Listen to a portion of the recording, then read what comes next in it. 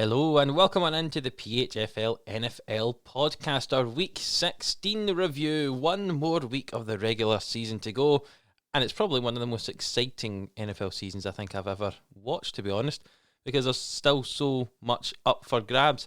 What's not up for grabs, however, is our fantasy league titles. You are joined by two champions here, our redraft champion Kai and our dynasty champion myself, Adam. Mikey, have you won any this year? No, he's got a wee sad face. The radio silence is deafening. Yeah, that looks like a no. Right, that's all I'm going to mention about it, Mikey. Okay. Is it nothing? It is. That's an absolute lie. Like, maybe you, Adam, because I think there's some mutual respect between me and you, but I think the guy to the right of you on my screen hasn't even chipped up yet. You have given me hell for the past 2.5 years since you joined the league. Yeah, Mike. not only like, fair. Only fair. Personal attack.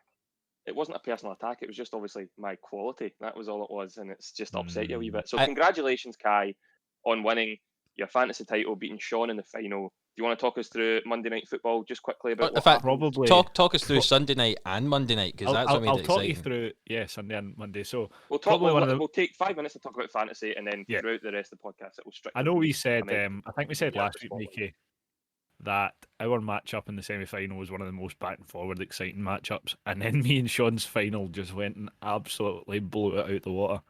Obviously Christmas Day games, Boxing Day games, it was all kind of back and forward. No, I don't think any of us had anyone playing in the Christmas Day game, but into the Boxing Day games, it was pretty even.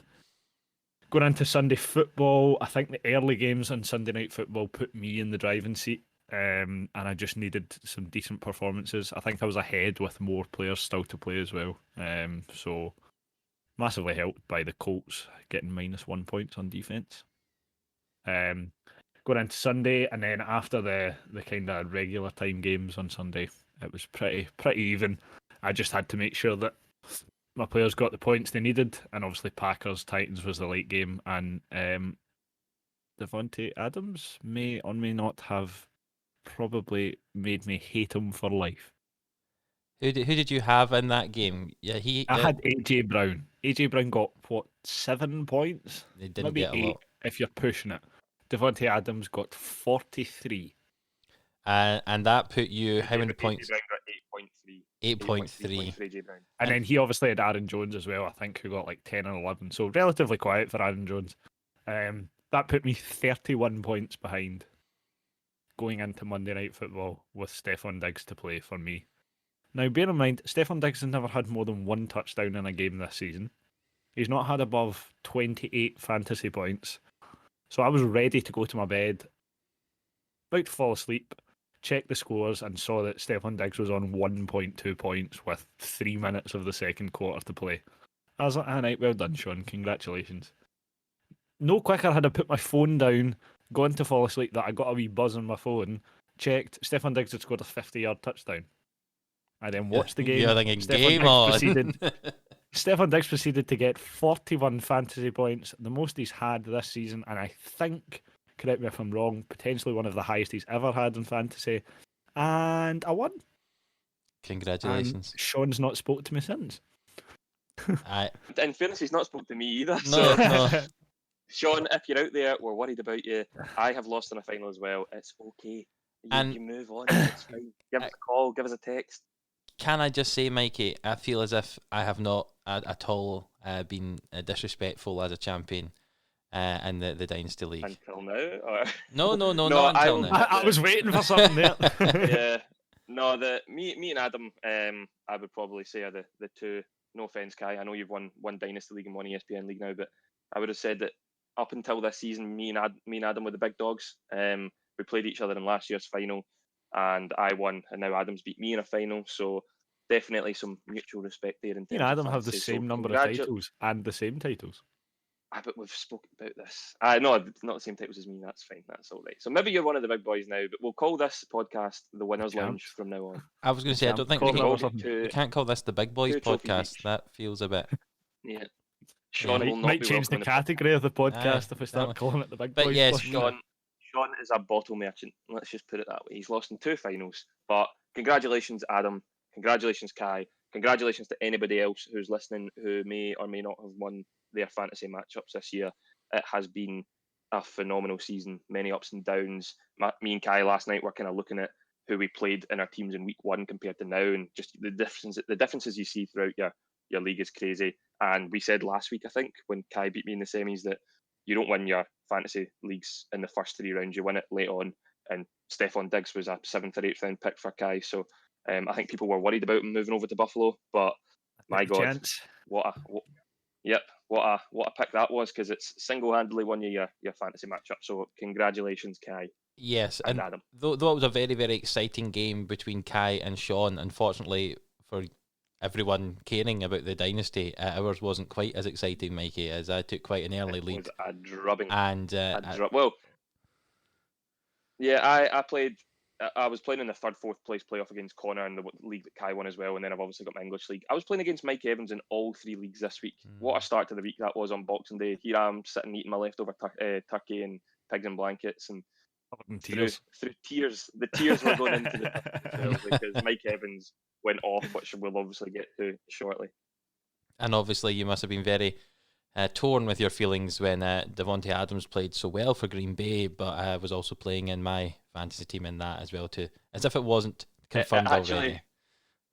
It actually got to a point where I was rooting for you to smash me on our fantasy matchup, because your players were the same as Sean's players, and I didn't want to come on this podcast being the only one without a trophy this year, so I was eventually rooting for Adam because I knew it was out of sight, because I knew that would lead to Sean winning, but apparently not, so we'll move on from that. As I said, well done. But yes, so for anyone who doesn't know, obviously if you're not a player in the PHFL NFL fantasy leagues, you won't know this, but now between our 6 titles, we've now got 4 redraft seasons completed and 2 dynasty seasons completed.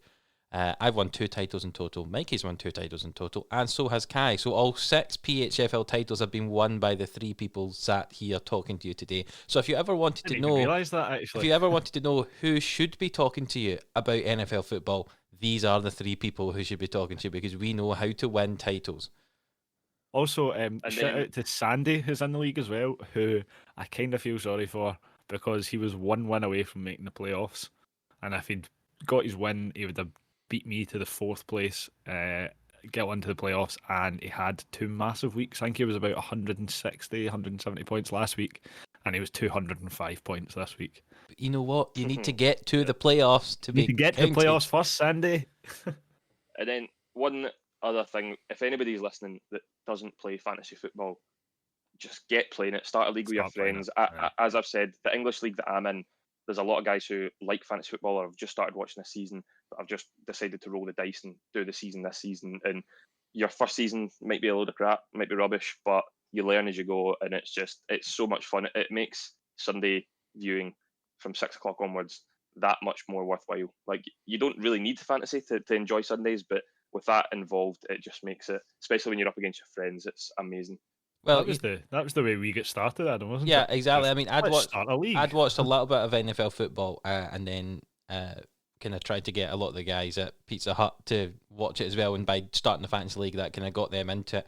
Maybe that's why I won season 1, because I was the only one that actually knew anything. Yeah, I think that maybe pushed in your favour, because everyone else was just drafting blindly. Yeah, but I mean, especially I think to further to Mikey's point, I find fantasy makes me more interested in some of the games that I normally wouldn't care about. I wouldn't take an interest. I might have a player who I've drafted. I would say, for example, have no interest in watching the 49ers for something, maybe, just as an example. But if I've got, Jimmy Garoppolo or Raheem Mostert or whoever in my fantasy team, I might be interested in watching that game. Normally if the Packers weren't playing, maybe I wouldn't want to watch something, or if it wasn't a big game, but I'm happy to watch some of these smaller games when there's fantasy players in there. And you know what? It's always fun. See, beating your friends, it's always fun as well. And even if they're... I beat Kai twice this season in the regular season. We played each other twice in the regular season, and I beat him twice. Nothing. I think in total in ESPN in our redraft league, I think he's only ever beaten me once up until the semi-finals, where I was the 1 seed and he was the 4 seed, and then he's beat me, and then had a massive projection deficit in the final, and he's ended up winning it. So it just shows any given Sunday, somebody can rise up and win. Exactly. And I think that's a lovely way to end this fantasy section of this podcast. Any given Sunday, anybody The last one of the can year win. as well. Yes. That's- Well, Okay, we'll get a wee bit of your input for your English league next week. I was going to Mikey. say, for some reason, Mikey's other league still has week 17 as part of their final. Which get rid of that. If anyone's listening from his English league, no week 17 finals. I'm not sure who the commissioner is, but Mr. Elliot Bounds, you're beating me by 31 points at the minute. So we'll see what happens there. But yeah, we'll find out next week in 2021 in the first podcast. Yes. That I have not won any silverware and lost 2 finals. Yes, that would be interesting. Or enjoyable or Cry. interesting. I'm not quite sure what one that would Enjoyable for you. Enjoyable. Yeah. Enjoyable. Let's move on to talking about these games that won us our championships, Kai. And the first one was a Christmas Day spectacle, mainly, to be honest, by Alvin Kamara, wasn't it? With those 6 rushing touchdowns. It should have been 7. And New Anybody Orleans... else playing? I don't think there was, but New Orleans beat Minnesota 52 points to 33. And I say, I don't have to say anything else apart from Alvin Kamara. Will we just move on? Say he was amazing and go to the next game? That's smashing. That's great. Thank you. End the I cannot podcast. believe it. Yeah. Tying a 90-year-old record of most rushing touchdowns in a single game. And as Kai said, he could have had 7 on 3rd and goal, but they gave the ball to Taysom Hill instead, which Alvin Kamara said that he was fine about as well. Just doesn't get much better than that in terms of fantasy, in terms of just watching football as a whole, especially on Christmas when you've had a few eggnogs as well. I think at that point, me and Adam were very well inebriated. Adam yes. was fast asleep. Yes, I may or may not have missed the game live as it was on very late. Obviously, it was 9:30 or something our time. It was on. It wasn't on in the afternoon like it would have been for America. And there's several pictures of me asleep on the couch while I should have been watching the game. Yeah, it's just mad to look at that stat line because he didn't have that many rushing yards. No, I said that many, 155, but like by Alvin Kamara standards, 155's standard. But to chuck 6 touchdowns in with it is just insane. It's crazy when you think that stat line from Kamara, but you still had Latavius Murray rush for 72 yards as an RB2 and a team where the RB1 had 6 rushing touchdowns. Like, it's just mad. I don't think it will happen probably for another 90 years. That's how crazy it is. I every year as a Christmas tradition will tend to put on an NBA coupon on a bet, and obviously there was this game this year in the NFL, so I backed the over, and I was at first I was like, right, okay, let's see what happens. I think we were 2 minutes into the 3rd quarter and they were at like 55 points, and I was like, right, that's me, feet up, I can turn on the basketball now, no need to worry about this one. Just literally it felt like every play for the first 2 quarters was just either a touchdown or a field goal. Yeah, and this might seem strange for a team that's just lost 52 points to 33. I didn't think the Vikings played that bad. I was just about to say that. See if they'd played anyone else. Like Cousins throws 3 touchdowns, no interceptions. Dalvin Cook rushes for a touchdown. Like they actually played pretty well. It just yeah. You can't really prepare yourself for a kind of performance like that. Yeah. No. We can't really analyze this game at all because of Alvin Kamara. You take Alvin Kamara out this game and you could talk about other things and maybe the pass game and defensive breakdowns, but no, this is all about Alvin Kamara with 6 rushing touchdowns. It's just madness. Before we move on, the Saints are going to be a very scary team to play in the playoffs, especially when Michael Thomas is back. I think this is one of the best rosters in the NFL. And it could be very, very interesting, that NFC playoff race, depending who gets the number 1 seed, which might come on to a little bit later. That was a matchup on Christmas Day of the NFC South versus the NFC North, and another one was shown to us on Boxing Day. This time the Detroit Lions were at home to the Tampa Bay Buccaneers, and it was another win for the NFC South. 47 points to 7, Tampa Bay won that game. It was 34 points to 0 at the half-time. Tom Brady didn't even come out in the second half to play. He just went, nope, that's enough for me. See you later. I think, personally, this game shows just how important Matthew Stafford is. as he only had three attempts, 2 completions before going off. And yeah, I think They that's... tried the other two. Like the fact that they've had to try 2 other quarterbacks. Yeah, I think suggests that they don't really know what they're doing. I think the name of their third choice quarterback is quite acceptable. It fits. With Chase Daniels, their second one, and blah, being Daniel Blah. yeah, I think it's pronounced Blau, isn't it? But looks like blah. It wasn't good at all. On the other side of the ball, though, Tom Brady, I think, listened to me from the podcast last week when I said that his game isn't throwing the ball downfield. So what he did was just threw the ball downfield in every single pass, it looked like, and made some I'm telling you, amazing people listen touchdowns. to the podcast. They certainly do. People listen to the podcast. He had 22 completions. Came in and rolled in the big TV like they do in primary school into the changing rooms and said, "Right, boys, this Adam Grant of the PHFL podcast has said this about you, Tom Brady, about you, 6-time Super Bowl champion, has said this about you." Roll the clip, and Tom Brady's like, "I'm not having this. It's Boxing Day. I'm gonna show out in only 2 quarters as well." I know, unbelievable. yards for 4 touchdowns in one half of football. A perfect passer rating as well, wasn't it? 158.3. Yeah. Yep, and I think as well, you talk about the receiving core. We spoke about this at the start of the season. If I'd asked you at the start of the season, who would you have had as wide receiver 1 and 2 between Evans and Godwin? What would you have put them? Evans as 1? Well, a lot of people in previous years, obviously, Evans was 1, but I think a lot of folk thought Godwin might be 1 because he sits in the slot more. And looking at the history of Brady passing Brady to Edelman or Amendola in the slot, but in terms of quality, I'd have said Evans. The receiving list, you've got Evans top, 10 receptions, 181 yards, 2 touchdowns. Second place, Godwin, 5 receptions for 84 yards and a touchdown, which was the one-handed grab, which was phenomenal.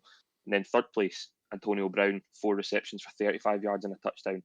And then you've got the receiving back for Net, 32 yards receiving, Gronkowski with 58 yards receiving. And then they also brought in Cameron Brate as well, which I think is a very good second option tight end to have. I mean, he's technically their third option, isn't he? Because O.J. Howard would normally be in there as well. O.J. Howard. If Gronk's not there, I think O.J. Howard's first choice. Yeah, so you've got...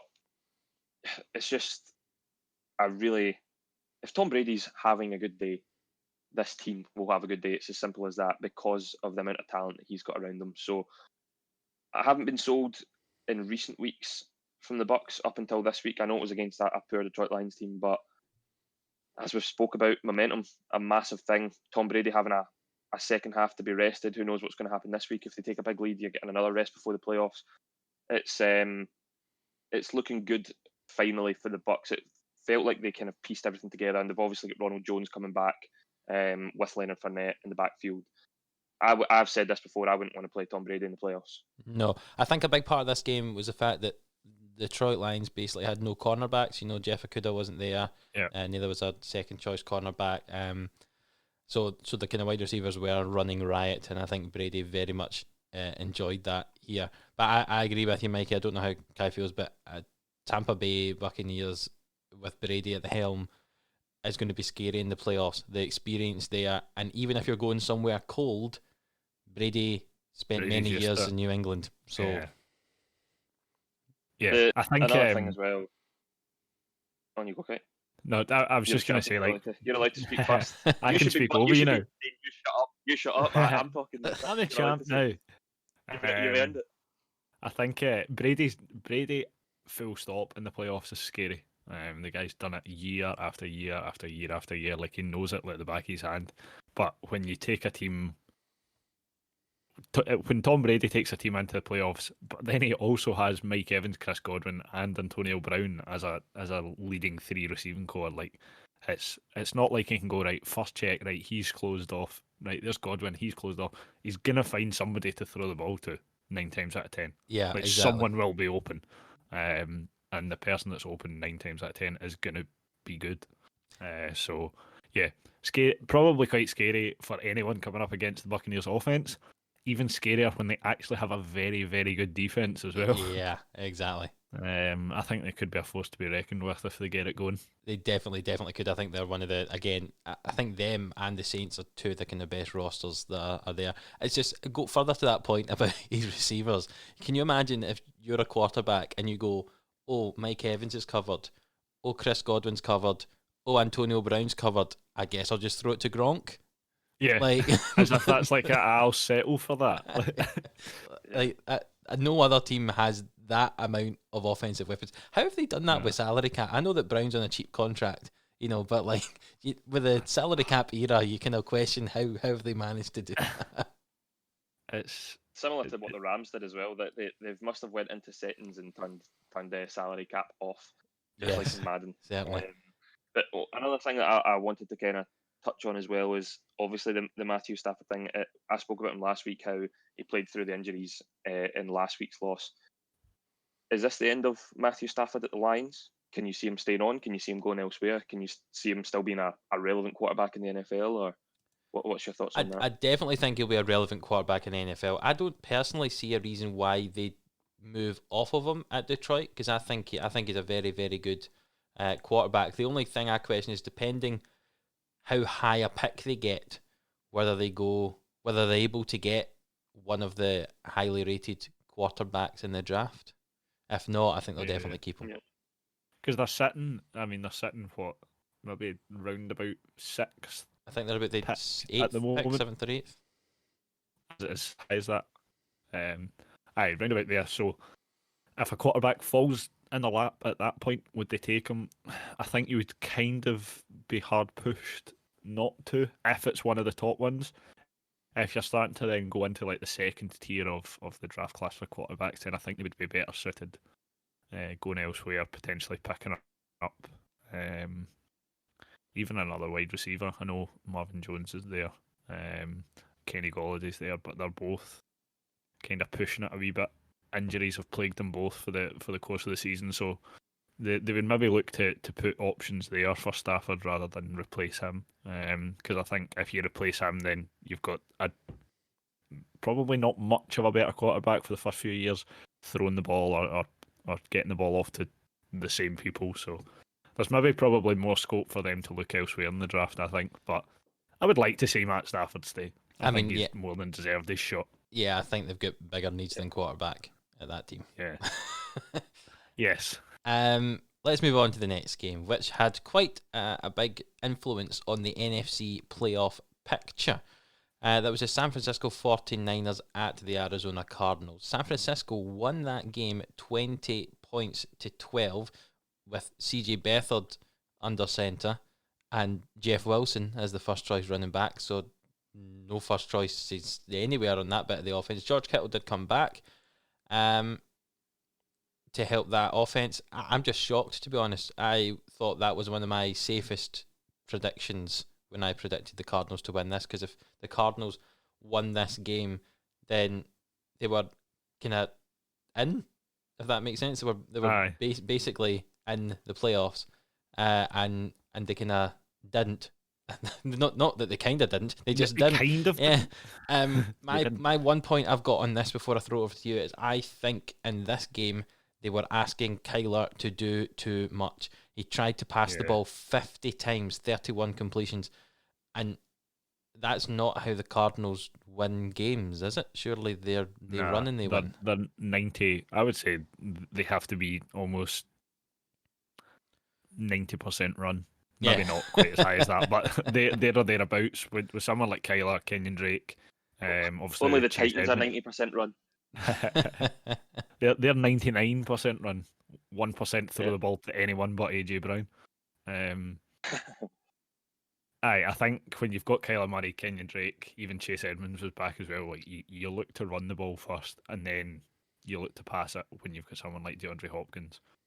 Obviously they've got good options, both run and pass. But yeah, like you say, I think they need to be looking to try and take the strain off Kyler throwing the ball, and look to him maybe trying to move out the pocket or get the ball to someone else. Mikey, I have a question for you. You know a little bit more about college football than what me and Kai do.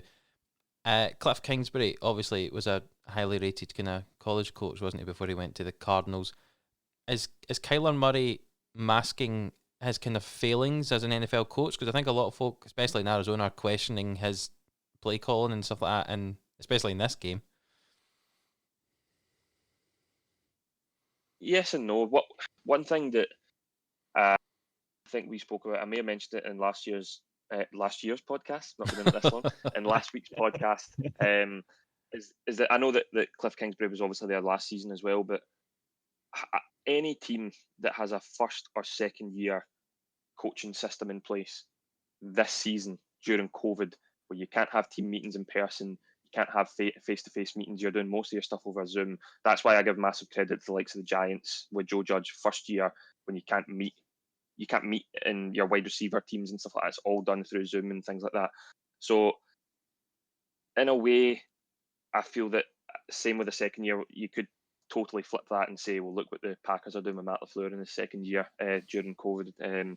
But it's hard to completely put your stamp on a team in the first two seasons. I don't mind Cliff Kingsbury. I think that some of his offensive play calling can be a bit strange at times. I do think they depend too much on Kyler Murray. I know that they brought in, obviously, DeAndre Hopkins. I don't think the run game's good enough for this team, considering, as Kai said, can be such a run-heavy team. I do like Kenyon Drake and I do like Chase Edmonds, but I just feel that maybe they just need that step up. But in terms of Cliff Kingsbury, I think it's winner, but not win in terms of the Super Bowl next season. But I think it's pretty much win or bust for him next year. If he needs to finish with a winning record, he needs to make the playoff next year.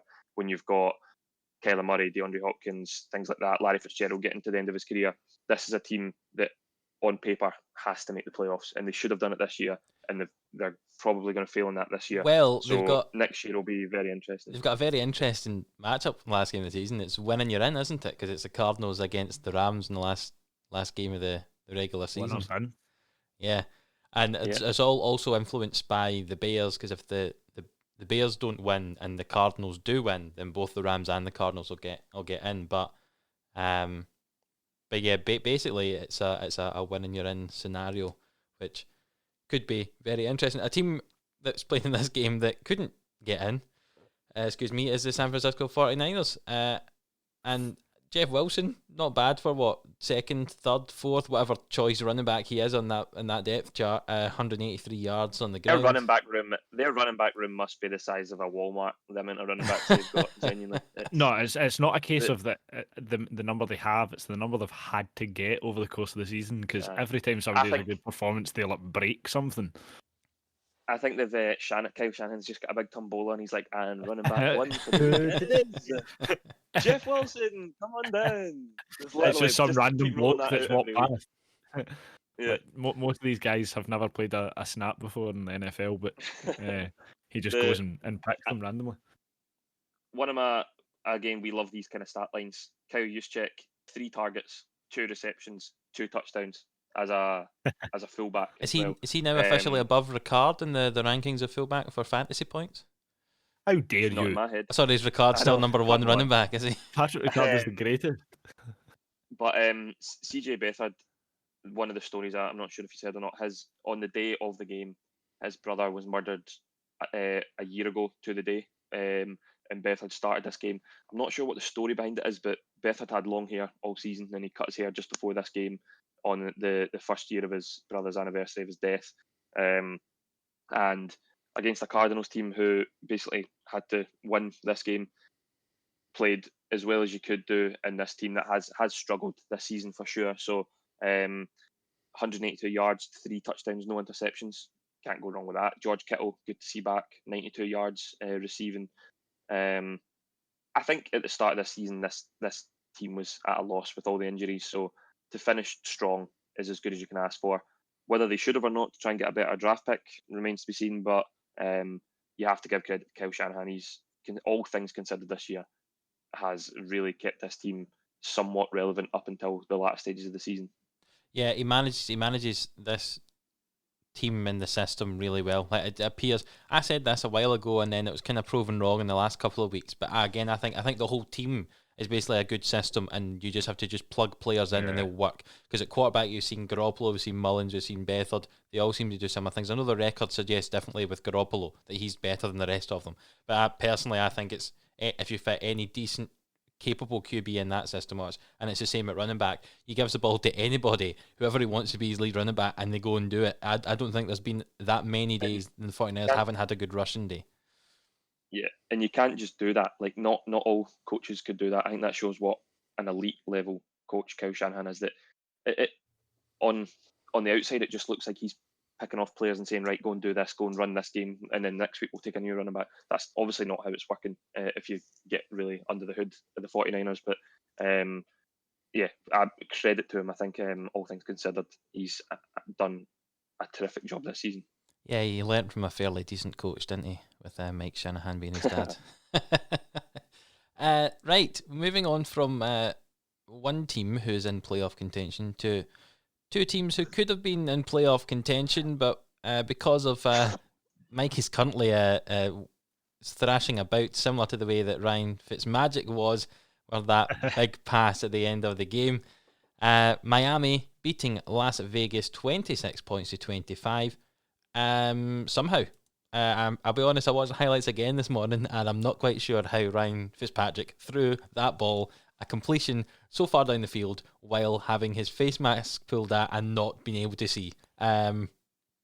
Amazing. Do you think he meant it? Or do you think he was literally just throwing the ball? I don't want to discredit him.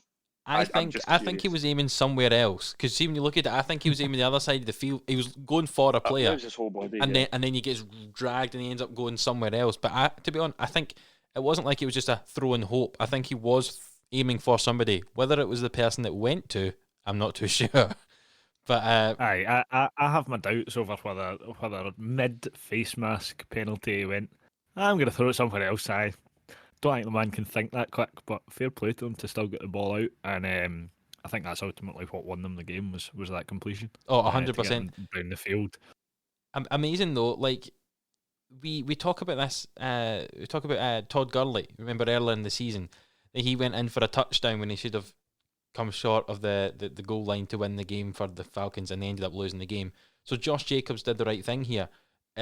Toward the end of the fourth quarter, after the 2-minute warning, you could see the defense of the Dolphins kind of offering the touchdown for Jacobs, and Jacobs stopped at the 1, and then they kind of took a knee, didn't they, to run more time off, and then scored a field goal with 19 seconds left. There were 2 points ahead, I should say, with 19 seconds to go, and then kick the ball out the back of the end zone, and Fitzpatrick gets the ball with 19 seconds on the 25-yard, having to go all the way up the field, 40 yards to get inside field goal range, and somehow does it. Not only obviously with the pass, but then the 15-yard penalty added on to the pass. I'm just in shock, to be honest. Fitzpatrick was only in the game because Tua passed for less than 100 yards on 17 completions. Now, he didn't throw interceptions. He wasn't particularly bad. He just isn't throwing the ball downfield, and this has been a case the whole season for Tua. And is that what's eventually going to mean this team? I personally think the Miami Dolphins are the favourite to not get into the playoffs in the AFC, looking at how tight the AFC playoff race is. I think part of the issue is obviously who on earth does he throw the ball to right now? Yes. I mean, their biggest target is obviously Devontae Parker, who's disappeared off the face of the earth. I think he's just away on holiday a couple of weeks early. So I think you've got to give to a bit of slack in that perspective. First year quarterback, he's probably struggled at times. Excuse me. Where he's not really had anyone to throw the ball to. But yeah, I think they did the right thing bringing Fitzpatrick in, a bit more experienced.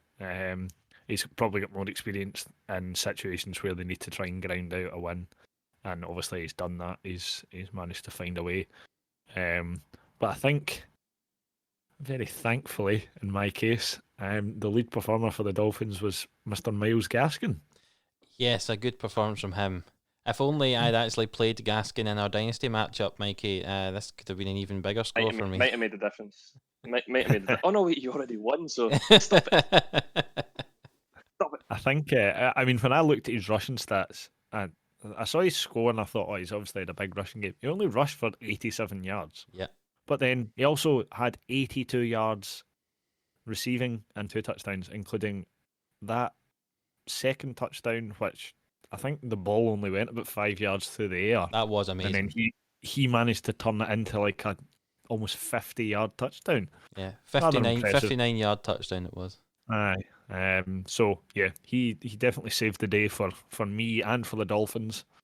I stand by what I say. I think the Raiders are absolutely guff when Derek Carr's their quarterback.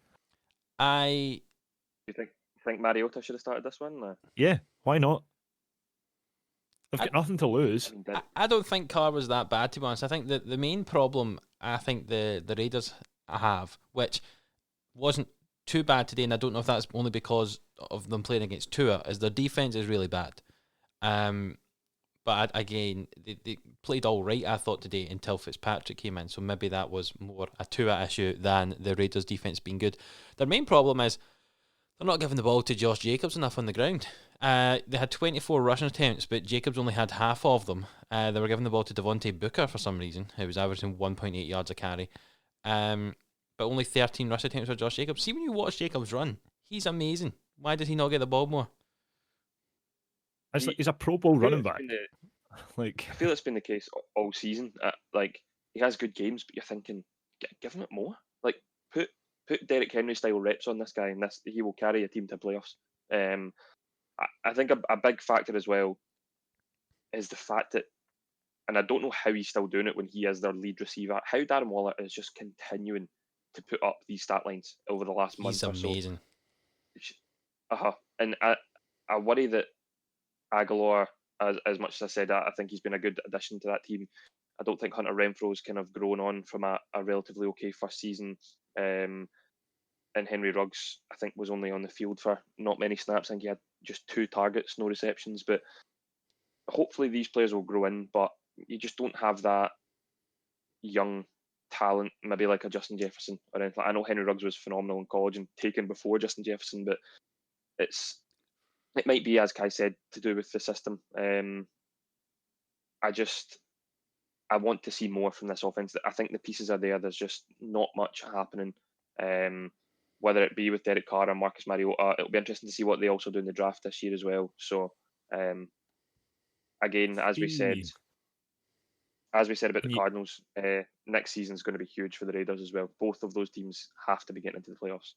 Yeah, I think the Raiders, obviously, we spoke about it for a few weeks. They were so highly touted for the playoffs, and they looked like they were going to make it, and then they've managed to play themselves out of contention rather than other teams who have managed to play themselves in. Just obviously mentioning Henry Ruggs, 2 targets, 0 receptions, was barely on the field. Between him and Jerry Jeudy, who do you think has had, I'm not saying a bad rookie season, who do you think has had more of a disappointing rookie season?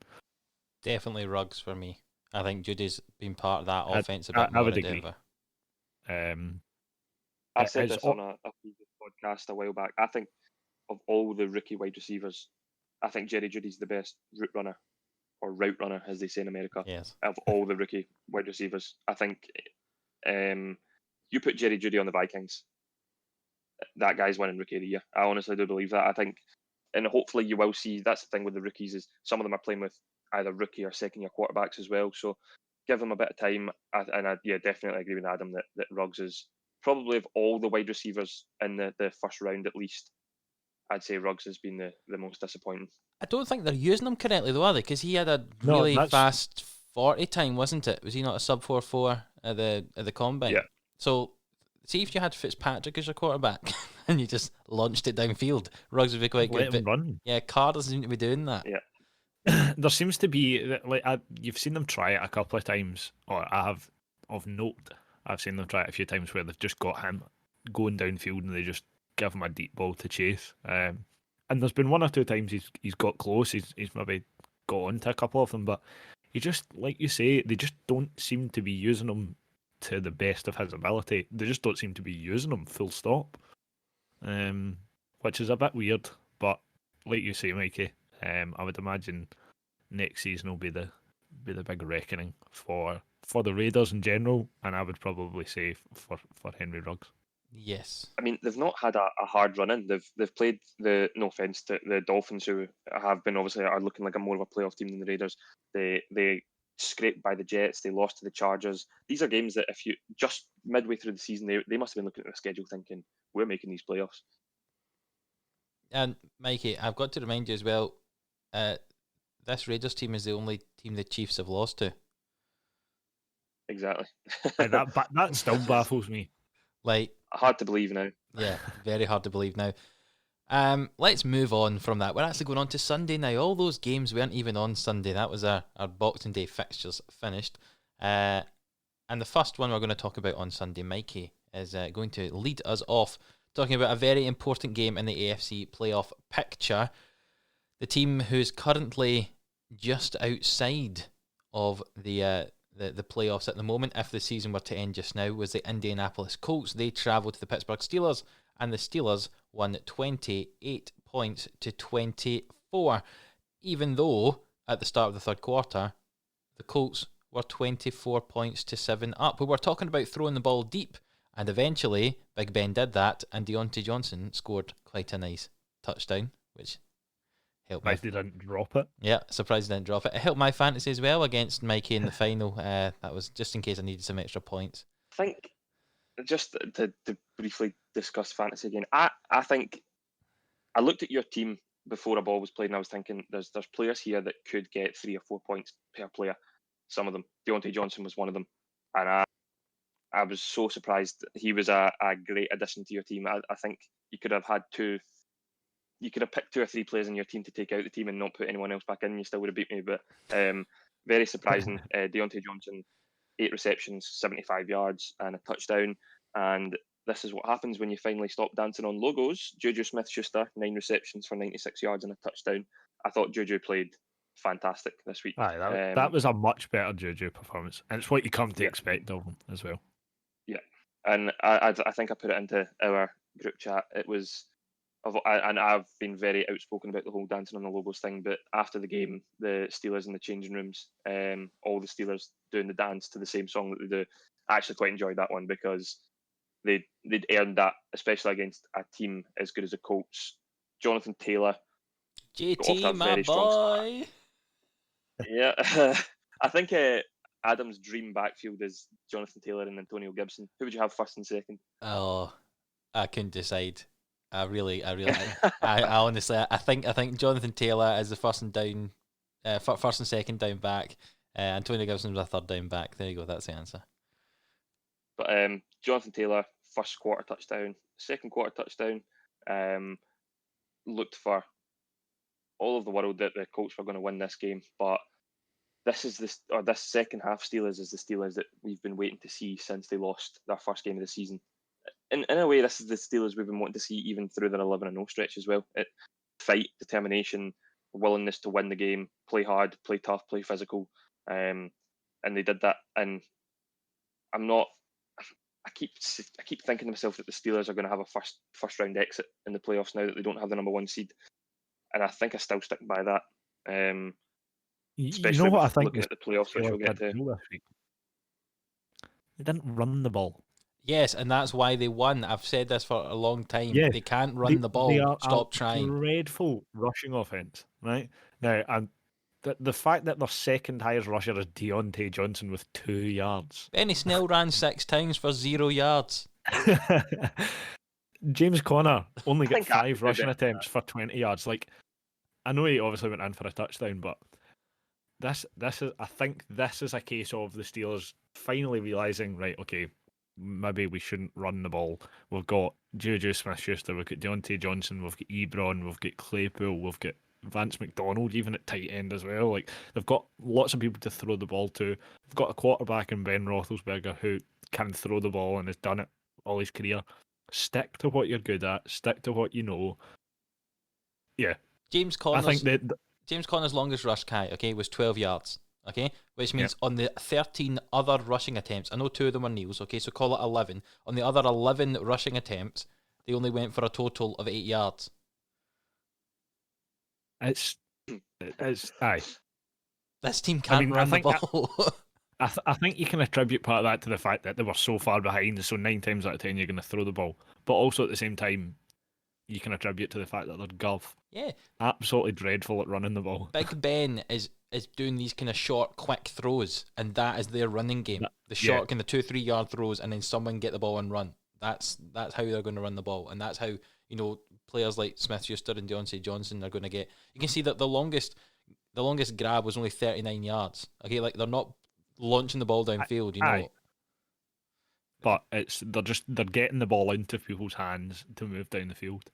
On the other side of the ball, however, I think I was going to say, whereas the Colts, I don't know, their passing offense was a bit weird.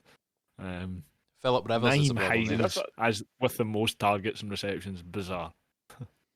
Yeah, the thing is though that the Colts have been a pretty run-heavy team this year, obviously with Hines and Jonathan Taylor. But you look at the receiving, and a lot of players went for a good chunk of yardage. Hines went for 20, Jack Doyle 50, Pascal 64, T.Y. Hilton 60, Michael Pittman 38, Mo Ali Cox 20, Trey Burton 18. These are like, if you've got this many options, it's almost like I know the Scottish terms Kunsel Tampa Bay Buccaneers, but they've got weapons they've got weapons, just obviously not to the same standards of the Bucks. But I think Michael Pittman's been great this season, really fun to watch. T.Y. Hilton has finished the season very strong. They've got good tight ends there. It's Philip Rivers that I do worry about on this team. I've said it all season. I would have liked to have seen Jacoby Brissett on this roster for the full season, and he just hasn't had that chance. But both of these teams, and that's if Colts make the playoff, both of these teams worry me in the playoffs. I know the Colts D is one of the best in the league, but this offense tends to worry me on some of their play calling and decision making, and the fact that their running back 2 was our highest wide receiver in targets in reception. Sorry. And then other news as well is obviously Big Ben's going to be sitting out week 17 against the Browns. It looks like Mason Rudolph's going to start. Yeah. So we'll get to this, but obviously the Browns need to win that game to make the playoffs, which is huge considering it's a divisional game and Big Ben won't be playing. So I'm very surprised about a well-deserved rest for Big Ben. Yeah, I think if it wasn't a divisional game, I don't think I wouldn't have been surprised. But you're playing the Browns. You've seen what happened last season when Mason Rudolph had his skull indented with Myles Garrett's helmet, or his own helmet. I'm not really sure. Out for more. Yeah. So that'll be with Mason Rudolph back in. That's a good narrative to keep an eye on. Garrett will be going for a career day against Myles Garrett again. But a really good game. Good to see that fight from the Steelers. It's been missing for the best part of 2 months. The crazy thing with the AFC playoff race at the moment is the Colts are the number 8 seed just now. If they win next week and other results go against them, they could have 11 wins and not to get into the playoffs. And this is the expanded playoffs compared to last year. The AFC has been phenomenal this season in terms of winning records. The Colts have a chance of not getting in the playoffs, getting into the wild card, or winning their division still. But if the Colts win, if the Colts win this week, there's still a chance that they miss out in the playoffs. Yes. So they could miss out on the playoffs with an 11-5 record. Yeah, that's what I was saying. Yeah, that is insanity. I know, and you've got a team like the Washington football team who might get in with 6 wins if results go their way, or a team. It'll be New York that win with 6 if the results go their way. Looking at the AFC East, crazy. Yeah, but I say there's still a chance. Looking at AFC playoff picture, which I'm sure we'll talk about slightly later on, but that is very, very exciting indeed. One team who are not in that playoff picture because they've already confirmed the number 1 seed were the Kansas City Chiefs. They played against the Atlanta Falcons. They won 17 points to 14. Yet another unconvincing victory. Would you not say, Mikey, that's what, their 7th game in a row? They won by less than a touchdown? I took the over in this. And the over-under was at 54 points. which is big for an over-under. And I thought like Matt Ryan, Calvin Ridley, Kansas City in general with Mahomes, Tyreek Hill, Kelsey, I was like, I think that was the most. I've looked at a bet and thought, well, just put that to the side on that coup, and that's fine. That one's coming up. There's no problem about that. 31 total points. There wasn't a single point in the first or the third quarter. Just madness. A total scrap of a game. I think the biggest surprise to come out of this game was the fact that Younghoe Koo missed the field goal to take it to overtime at the end. That he has been automatic all season. I'm not sure how long the field goal was that he missed, but it definitely wasn't over 50 yards because I don't think he's ever missed a field goal over 50 yards in his career. 39 yards. They should have just got a penalty. I just took it back, and then they would have been in overtime. I think Kai was happy that it didn't go to overtime because in this final he was up against less time. That might have made a genuine difference now that we look back on it. But the Chiefs just, we've said it for 3-4 weeks now, including this one, that they've just seemed to have been on autopilot, and we've spoke about but when the time comes it'll be fine, they'll be able to switch it on. Will they? They're really, I mean, the Atlanta Falcons, 4 wins this season, do you know what I mean? And they're winning by a field goal. I don't think anybody expected it. I think it could have went the other way, definitely. It was, as I said, it was a scrappy game. But again, to flip that, they're winning ugly, and that's all that matters at this stage in the season. Mahomes getting a bit of a rest next week. They might rest some other people. I don't see Kelsey and Tyreek Hill playing a lot of the game. I'll see them playing some of it, but it'll be good to have this rest this week, and obviously the first round bye as well. Yeah, that's what I was going to say. I am fully expecting a different Kansas City Chiefs to come out in the playoffs, whoever it may be against. But yeah, not much to write home about. The play of Sammy Watkins throwing the ball to Patrick Mahomes as wide receiver, which was then intercepted. Patrick Mahomes came out and said he thinks that's him done as a wide receiver because I think he's had maybe 4 targets and twice have been intercepted, and I don't think he's had any catches as a wide receiver. So stick to throwing the ball, Patrick, because you're good at it. Very good at it. So rumour has it, obviously Mahomes has been rested next week. Sammy Watkins under centre, anyone? Well, 0 for 1 in an interception. I'm not liking those stats, but it was a strange game to say the least. I think just looking at some of the stats that jump out, Le'Veon Bell had a very quiet game, 30 rush yards. What's your opinion on Darrell Williams? Mikey. Are you talking in terms of our matchup? Possibly. Did that affect our matchup in any way? I started Le'Veon Bell, obviously thinking that he would be the lead back in a team that has been quite relatively run heavy at times over the past couple of weeks. But yeah, whatever you called him, Darrell Wilson or whatever you just called him there. Darrell Williams, 46 yards, but he was busy in the pass game as well. Disappointing to see in terms of fantasy for Le'Veon Bell owners, and I think they were maybe expecting a big day, but some weird running back stats as well. Calvin Ridley, 1 attempt for -7 yards. Matt Ryan, 1 attempt for -1 yards. Was he taking a knee there, even though they were losing? I'm not really sure. But yeah, a scrappy game, but Chiefs win, and that's all that matters at this point. I think some fans will be worried that they are coasting through these games, especially with the AFC and the talent in the AFC. And obviously the Bills, which we'll get to. I would love to see that matchup in the AFC Championship. So not really much else to say in that game, besides the fact that the Chiefs got the win when it should have probably went to overtime, and they've clinched the number 1 seed. So congratulations to them. Quick question about Atlanta. They currently have the 4th overall pick in the draft. Do they take a quarterback? No. Nah.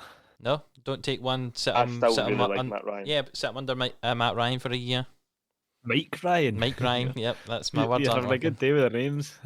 I mean, I can see the logic behind that. I can see like why they would do it, and I think if ever there was going to be a quarterback to sit under, Matt Ryan's not exactly the worst one. But I think they probably want to look elsewhere and try and shore up other areas, and then they can maybe look to keep Ryan for another year and maybe this time next year look for a quarterback, or they try and trade and pick someone up from somewhere. I think Matt Ryan will do another year. That's fine. You'll get another year out of him. Just thought I'd ask the question, seeing as they are getting one of the higher picks in the draft, it looks like this year. One of the teams who are getting a very, very high pick in the draft, Kai, are the Jacksonville Jaguars, after they lost 41 points to 17 against the Chicago Bears, and other results, which we'll talk about later, went their way. It means that the Jags... Remember, we can't talk about other results. People watch this without knowing what happens in other results. So the Jacksonville are now guaranteed that number one spot. Sorry, guaranteed Trevor Lawrence. Why would I say number one pick? We know it's Trevor Lawrence. I know who they're taking. Honestly, would that not be the shock of the century if they do not pick Trevor Lawrence? That'd be interesting. Pick someone else, exactly. just for the banter. I don't see why they would take Trevor Lawrence when you've got Gardner Minshew. Mike Glennon, is that what you meant to say? Mike Glennon, come on. Yeah, the quarterback room's stacked. That's the last thing I need as a quarterback. Exactly. But Chicago won 41 points to 17, Kai, continuing this crazy topsy-turvy, perhaps the worst team ever, after going five wins and one loss. They then lost 6 games straight, and then suddenly they're still in contention to get into the playoffs if they win this weekend. I think they could be the worst playoff team across both divisions. Like you say, the worst best. I think the scoreline says everything that needs saying. The Jags just continue to show why they've got the number one pick. They're just so poor everywhere. Yeah. And again, still not convinced with the Bears. I don't know how they have this record. I don't know how they are on the brink of the playoffs. It just, totally baffles me. I don't get it. James Robinson, obviously not in for the Jags, and as a result, they have very little run game. Can I just ask what's Mikey's opinion on the fact there was no James Robinson? Mikey? Any thoughts on no James Robinson? None. No, none at all. Maybe you should have brought in. Now this could be an. Would you like me to do it for you, Kai? Yeah. It's Dari Ogunbowale. Ogunbowale. Right, there we go. Maybe you should have brought him in. Previously, 1 yard pass catching back at the Tampa Bay Buccaneers. Right, okay. There you go. Learn something new every day. No run game for the Jags. Just no game at all. Jimmy Graham absolutely rolling back the years. Oh yeah, 69 yards and 2 touchdowns. What else going on there? Between him and obviously we'll come on to Des Bryant for the Ravens. Bring back 2015. Portal and ended up back about 10 years. I mean, I think that's probably what would be potentially strange about the Bears. Like, they're going to make the playoffs, and the guy that's helped them get there is a fossil. Not the most exciting game. Didn't have the biggest kind of implications in terms of directly against each other, but as a result, it's ended up with the Jags having the number one pick and the Bears being in a win and in scenario for week 17. In terms of the quarterback situation in Chicago, is Trubisky playing himself back into? I'm not saying that I still think he's one of the worst, if not the worst quarterback in the league. I think he's very predictable. I think his interception was horrific at the weekend. Excuse me. But is he playing himself back into a starting role, or do you think the Bears might look elsewhere in the draft? Or him and Matt Nagy have somehow played themselves back into keeping both their jobs? Strangely, I mean, I think that they were what were they 5-0 at the start of the season? Definitely 5-1. I'm not quite sure if it was 5-0. 5-1. 5-1. Yeah, I think they were the worst 5-1 team in NFL history. Yeah, and it showed in the middle of the season. But I mean, how many weeks have we spoke about the kind of playoff predictor at the end of the podcast, and the Bears have never been mentioned once? No. And now they'll be mentioned. They'll be mentioned at the end of this week. And yes, I know they need to beat the Packers. Good luck with that. But I think, as we spoke about earlier in the podcast, we'll speak about it in some of the future games. But if results had went elsewhere, Packers could have clinched the 1 seed this weekend, and now they have to beat the Bears to do it. And I think the Bears will be gutted about that, because if the Packers had clinched the number 1 seed, they would have rested Devontae Adams, they would have rested Aaron Rodgers, a lot of big players, and the Bears very well could have won it. But as it stands, Bears Packers Week 17, oldest rivalry in American sports. Should be very interesting to see what happens, because I think the Bears are going to come out all guns blazing trying to win this one. Yeah, I agree. Just a quick question as well here, Mikey. How do you feel about David Montgomery with his really good game for the Chicago Bears? Sure, yeah. Yeah, okay, so, yeah. You say that the Bears will come out all guns Are we noticing blazing. a theme here, listeners? I just keep bringing up all the players that played really well for me this week. No, not at all. No, you're saying the Bears are going to come out all guns blazing next week, but like the Bears coming out all guns blazing is like someone running out with like a potato gun. Other teams coming out all guns blazing is like tanks, everything, bringing the full war chest to you. The Bears coming out all guns blazing, you might as well just lie down and they still wouldn't beat you. Potato gun can be lethal if used in the correct way. Aim for the eyes, Bears. If you're Bears fans or Bears players listening, aim It's for the eyes. Trubisky that's going to have the gun. He'll probably shoot himself. I think Trubisky's going to struggle. I think. Aye. One thing that I did like seeing, and I have slightly, I mean, I've not set the world alight, but Laviska Shenault and Chark have showed why I think they could be lethal under someone like Trevor Lawrence with a next good season. quarterback. The Chark, I still think that the offensive line needs work as well, and I think if they bring in Trevor Lawrence, they won't make the same mistakes as the Bengals did with Joe Burrow this year. If they take the number one pick as a quarterback, they will then hopefully in the later rounds of the draft start to really strengthen the offensive line. But the idea of Trevor Lawrence with James Robinson and then Shenault, Chark, Keelan Cole, Tyler Eifert as well, who I'm a fan of. I do like this team next season, and I can't wait to see it. The Jags have a chance of getting a first round offensive lineman as well, because they do have the LA Rams pick thanks to the Jalen Ramsey trade. So depending where the Rams finish, Jags get that pick as well. So you could get Lawrence and then a very highly rated offensive lineman as well. That could be very interesting for this division. For technically, if they've got Trevor Lawrence, all the teams should be in with a shout. Even the Houston Texans, who are the next game I'm going to talk about here. I'm going to move on from that Chicago Bears. I don't like talking about the Please Bears. do. Yeah. But I'm not going to talk about the Houston Texans for that long, because they played against the Cincinnati Bengals. The Bengals won 37 points to 31. See, to be honest, I didn't really watch this game. It didn't really have a huge amount of meaning. The only meaning it ended up having was that the Bengals go above the Texans in terms of record, which means the Texans get a better draft pick than the Bengals. Deshaun Watson had a chance at the end of the game to go on a game-winning drive and fumbled the ball in the strip sack. But David Johnson, who I traded away in fantasy, had a game. 3 receptions, 11 yards, a touchdown, 128 yards on the ground in the touchdown, finally showing that maybe the Texans won that trade, did they, with the Hopkins? No, still not. Still not? Okay, that's fine. They maybe have a out. better slice of the pie, but they've We'll need to maybe look into that in the off season. Yeah, I mean, this week Hopkins only had 48 yards, and Johnson here has had in total 139 and 2 touchdowns. So, like, that is, that means he's definitely. I think won that tells you all you need to know. Yeah. So big point for this game before I move on, because I say it didn't really mean anything at all in terms of playoffs, is that now Houston have got the 3rd pick, except they don't have the 3rd pick. The Dolphins have the 3rd pick, and here is my statistic for that, because we love a statistic here on the PHFL podcast. In the common draft era, I'm not quite sure when that started. There have been 9 teams to have a top 5 pick after making the playoffs. So should the Dolphins make the playoffs this year, they will be the 10th team. Though there have actually been 10 such picks, because Washington had 2 top 5 picks in 2000 after making the playoffs in 1999.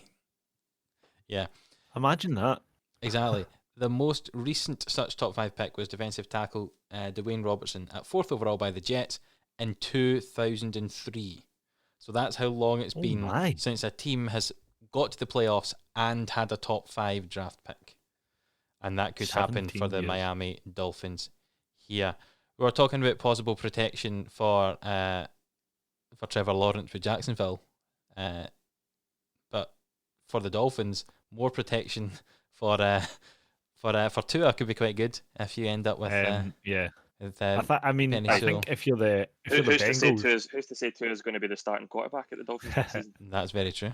if you're the Bengals and you're sitting there, you probably look what have they got now? The fifth pick, the fourth or the fifth The pick? fifth pick currently, yeah. Fifth pick.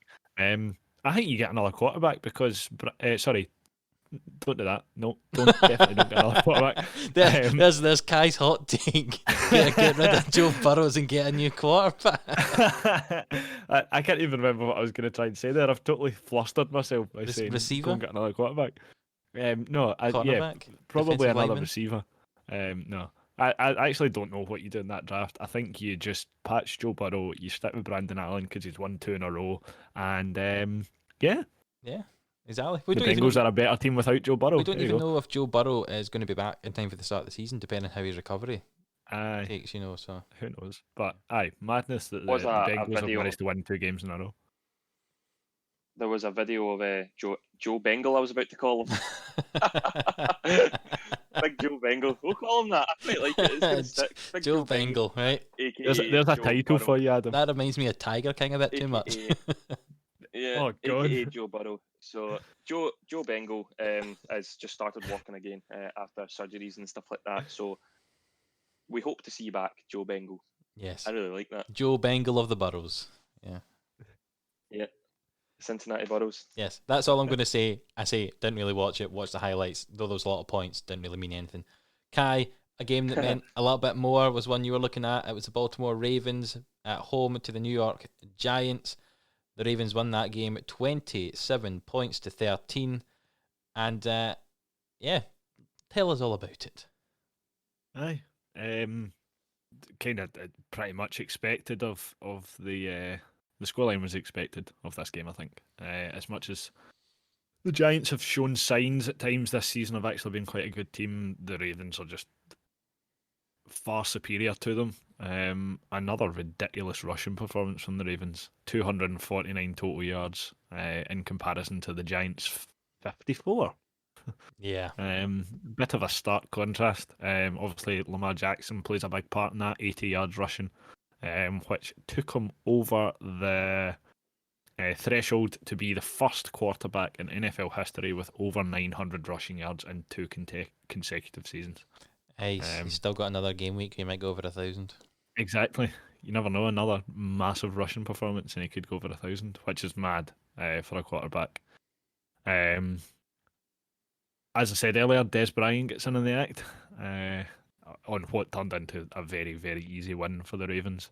And they are now on a 4-win streak to get themselves back into the playoffs. I think they could be a good team in the playoffs. There's a really basic statement. I think they are good. Yes, I agree. I think they are. I think we obviously talk about momentum quite a lot. And the momentum that the Ravens are building going into the playoffs is probably, aside from potentially the Bills and other teams, they are probably the team with the most momentum. I'm just trying to work out who they actually play next week. They play the Bengals, so they'll lose because the Bengals are great now. The Bengals are all great. Of a sudden. Yeah. The Burrows with Joe Bengal. I think if you're the team to come up against the Ravens in the playoffs, you probably have some concerns. But because of the way it's going to work, they'll be a wild card, and it's probably going to be a good team they come up against. So I'll look forward to whoever that matchup becomes. If the Giants had played as well as they've played in the last 4 or 5 weeks since the start of the season, they probably would be in a better position. But bizarrely enough, they could still win the division. Yep. Win against the Cowboys, and then if the Eagles beat the Washington football team, if the Eagles beat Washington and Giants beat the Cowboys, Giants would finish on 6-10. Cowboys would be on 6-10. Washington would be on 6-10. But due to divisional record, I think the Giants have a much better divisional record. So would obviously end up winning the division. I think that would be. It would just sum up this NFC East this season if the Giants, who started the season 0-7, A lot. whatever it was. A lot, yeah. Between them and the Jets, they were the last two teams with an O in front of their record. If they somehow manage to win that division and make the playoffs, I think we've seen it all.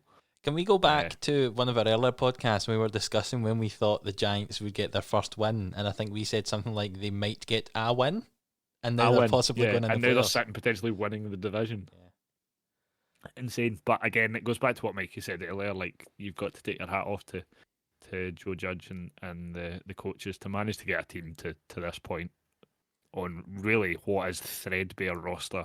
They've not got a lot to work with. Especially when they're Saquon.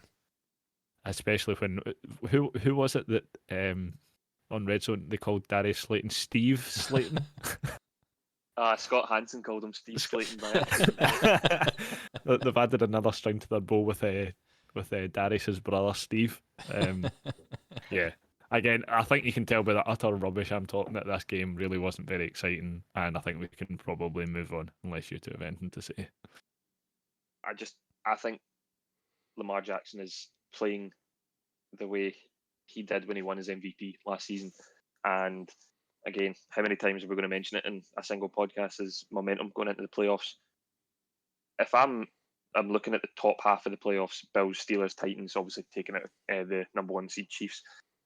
Bills, Steelers, and Titans, for all the trust I have in the Bills and the Titans, I'm not wanting to play against the Baltimore Ravens coming into the playoffs, especially after last year's disappointment and really starting to catch fire at the right time. Nobody in that top half of the seasons is going to want to play. If you're looking at it right now, Bills, Steelers, and Titans, and then the bottom half is the Dolphins, Ravens, and Browns. If any of the top three could pick a team not to play, it would be the Ravens 100%. And that's even the Colts included as well. So stay clear of the Ravens if you make the playoffs, because I think they'll have a point to prove. Definitely, if this team don't get in the playoffs, I think this could be the best team, certainly I've ever seen, but I've heard some say in history, to never, the best team to not make the playoffs if they don't make the playoffs. There was podcasts at the start of the season, and it was Chris Sims and other people doing podcasts who on paper had the best rosters, full rosters, and the Ravens were top of the pile for all of them, second to the 49ers, the Chiefs down in third, saying that the Ravens this season, all across the field, had the best overall roster. And to be struggling to get a playoff place, fair enough. I think if they make it, they'll pick up a win, and who knows what will happen from there. But yeah, as I said, no team is going to want to play the Baltimore Ravens in the playoffs. The AFC playoffs are going to be really fun on Wild Card Weekend, no matter who's played in there. That is going to be fun to watch. Kai, you were also sorry, just on you go, Mikey. One last thing, you've got in the playoffs, you've got teams with points to prove and teams with nothing to lose, and that is just a recipe for phenomenal viewing. Yes, poet laureate Mikey with teams with points to prove and teams with nothing to lose. Talking about teams with points to prove, nothing to lose, etc. 2 weeks ago, the Jets had everything to lose, and instead they won 2 games and have kind of ruined their chances of getting a good quarterback, or their quarterback of the future, possibly. And the Cleveland Browns were playing against that New York Jets team. I know they didn't have any wide receivers because of a little COVID outbreak, but the Jets beat the Cleveland Browns. If the Browns had won, I think they were. I'm going to say little. It wasn't all of the players, just quite a number. I think if the Browns had won this game, I'm not quite sure the mathematics, but I think they were in. I think it was still in their own fate, as far as I'm aware. It still is just now if they win this coming week, but. Oh, right, okay. Yeah. I actually didn't know that. I thought they still could miss out even if they won. Yeah, I think. In fact, yeah. Sorry, you're right. If they'd won this week, they were in. With an 11-4 record, obviously at the time. But yes, but that does mean I don't think the Steelers would have benched some of their players for this week because there could have been a fight at the top. Division title would have been on the line. Aye. Just what? Like, I don't get it. I don't get how you can be sitting there. Now, I know obviously we've said if you're a Jets player, you go to win every game. I'm not doubting that. If you're a Jets coach or anyone in that organisation and you've got to, before last week, without a win, just do something to make sure you don't win. Nah, they're still fighting for their jobs as well, even the coaching team. I know that they want someone good, but Adam Gase is gone. you hope so. I'm sorry, if he's still there at the end of the season. This is evidence. See, these Jets, last few games. That's the biggest problem that the Jets have if he's still there at the end of the season. The last few games is evidence of why Gase is really bad. And I don't think Darnold is that bad. I think with a good coach, Darnold will be good. Yeah, that's what I was going to come on to. It's not like they were beaten like they beat, I don't know, the Cowboys and someone else. They've beaten the Rams, who we've said that. Yeah, I didn't want to say Eagles. They've beaten the Rams, who we all said before that game were destined to win the Super Bowl, and now they've beaten the Cleveland Browns, who have been nothing short of phenomenal over the past few weeks. So it's, as Kai said, it's speechless, absolutely speechless. I don't really know what else to say on this game. I think it was madness. In a sense, if you take the whole situation out of it and just put this game in a bubble, you've got to give the Jets credit. They played very well.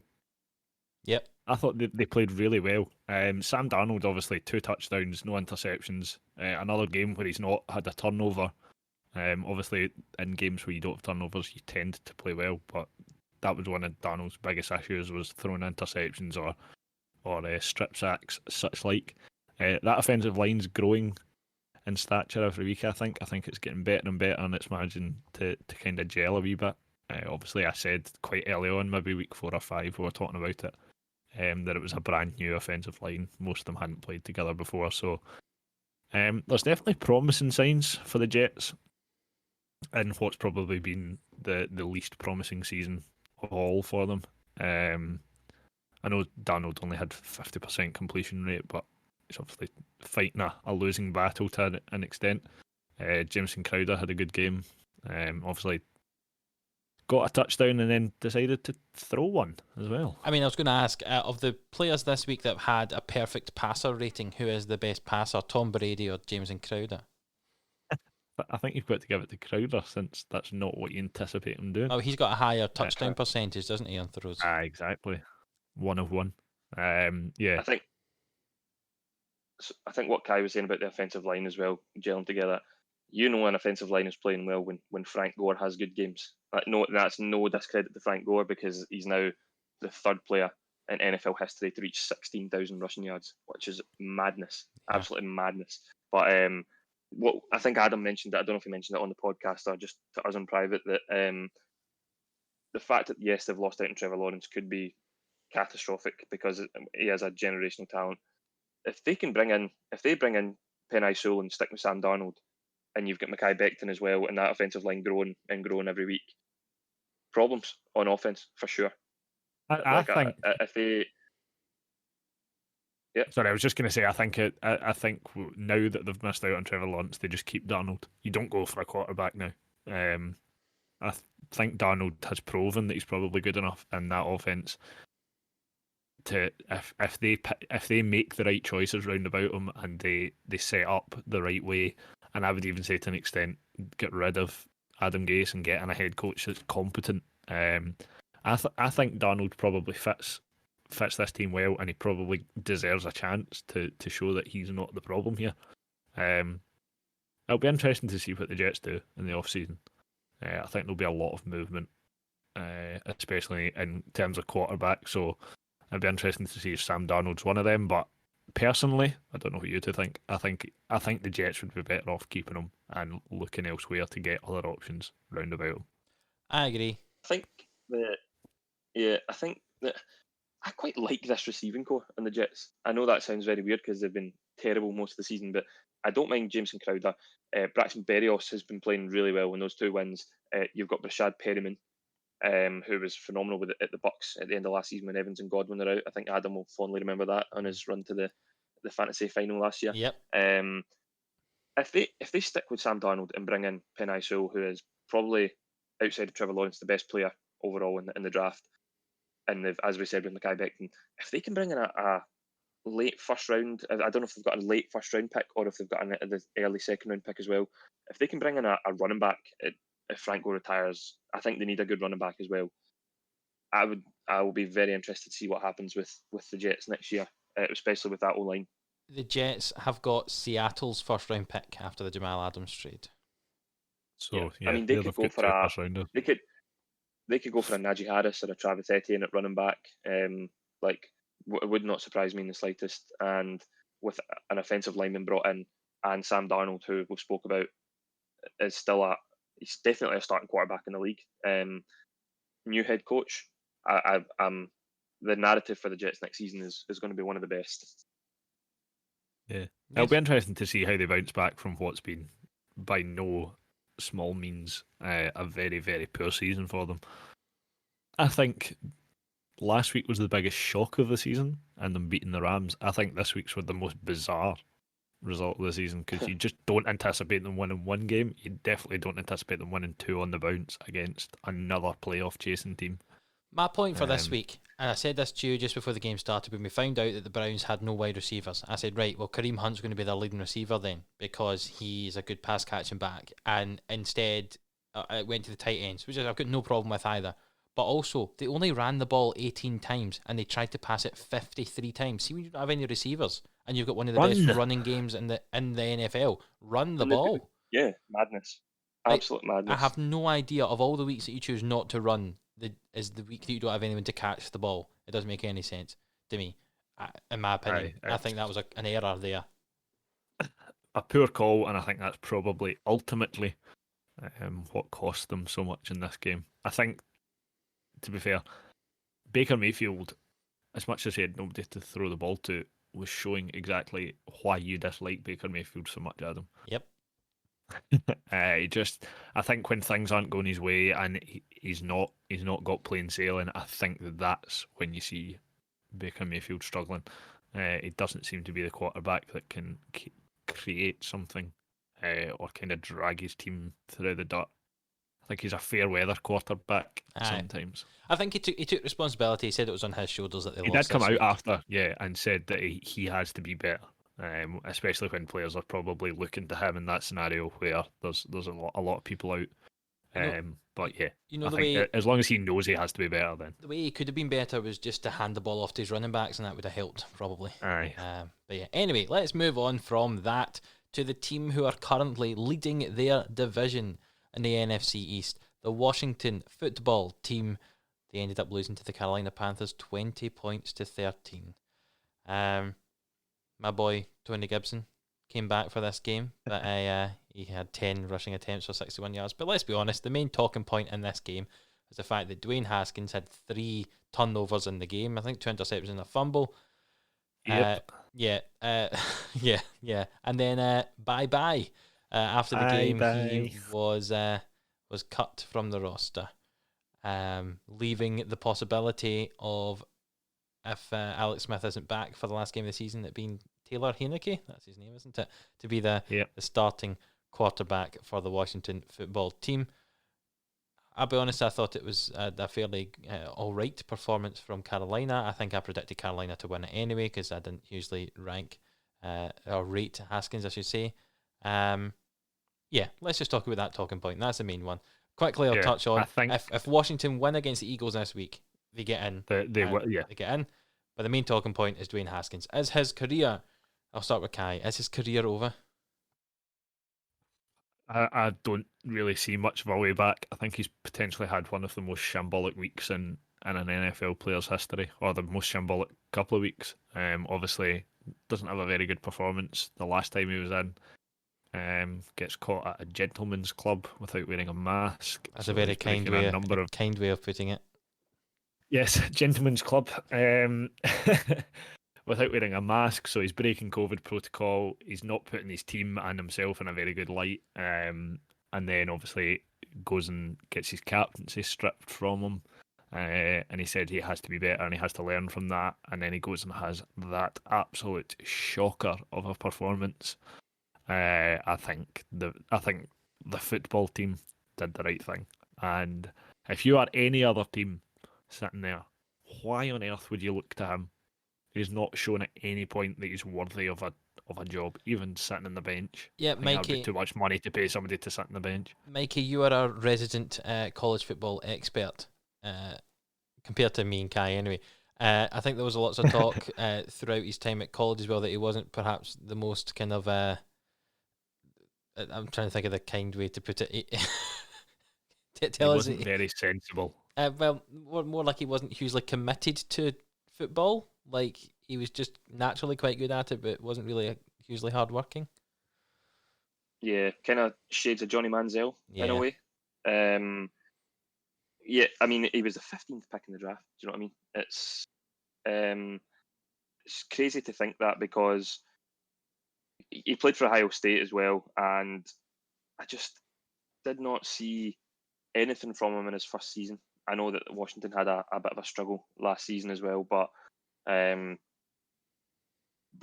what worries me is I feel that he is a very similar player to Justin Fields, who has been picked to go as one of maybe the second or third quarterback in this draft, and I worry that Justin Fields' attitude is 100 times better, but you worry that Justin Fields is going to follow in the footsteps of Josh Rosen and Dwayne Haskins.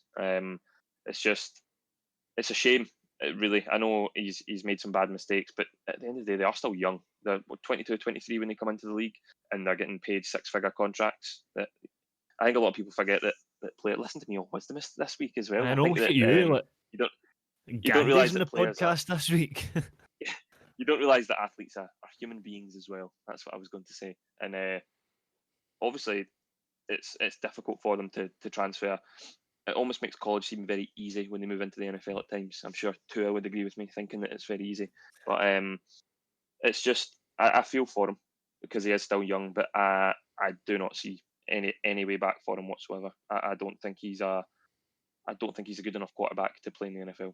His contract just now is, I think, if a team were to pick him up, is like 2 million and then $1 million or something like that over the next 2 years. So it's a fairly cheap contract if somebody thinks they could pick him up, have them in their QB room, maybe with an experienced quarterback, to try and kind of coach him through. But in my opinion, I don't think he'll get another job. I think folk have decided, because it was at last year, he was at one point he was sitting on the bench taking selfies, wasn't he, when he was meant to be out on the field?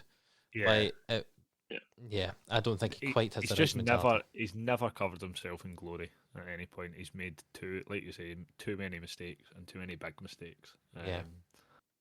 And this was probably the biggest anti-shock. I don't really know if that's the thing. I was expecting it. Yeah, I don't think anyone really was massively shocked when it happened, but at the same time was a shock. Ron Rivera said it is beneficial for both parties that we part ways. So I think that is the kind of way. Hopefully Alex Smith plays this week, and then the Washington football team have a chance of winning. I know that Kai is an Eagles fan will want them to win. Yeah, I really hope Alex Smith doesn't play this week. But they have flexed this Washington football team versus the Eagles game to be Sunday night football.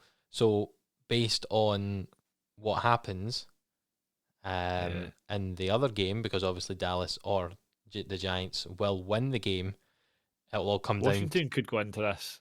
Aye. No, the Washington come into this game knowing that they need to win it to get in. Yep. And depending who wins the other game, if the Eagles win, then that other team will obviously go through, whether it be the Giants or the Cowboys. So yeah, I think just to kind of touch on this, obviously we'll come on to it in a minute, but it would have been good to have that Sunday night football Washington Eagles where both of them could have still made the playoffs. Yes. If the Eagles had obviously won this week, then there was a chance, because I think Jalen Hurts' performance where he just has to go all out and try and win probably suits the way he plays. All or nothing, but hey ho, we'll come on to that. You have 30 seconds to talk about the next game, Kai. The LA Chargers played against the Denver Broncos. The Chargers won 19 points to 16.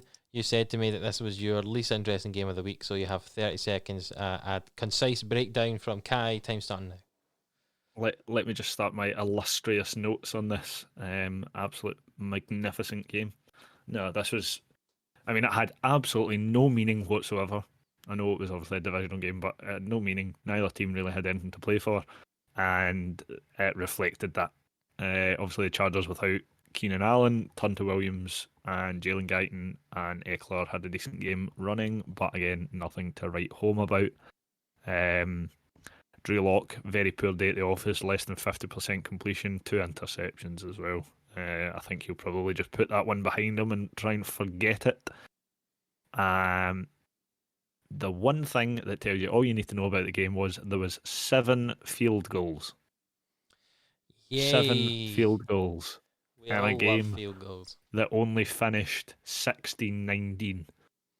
It really was a poor game.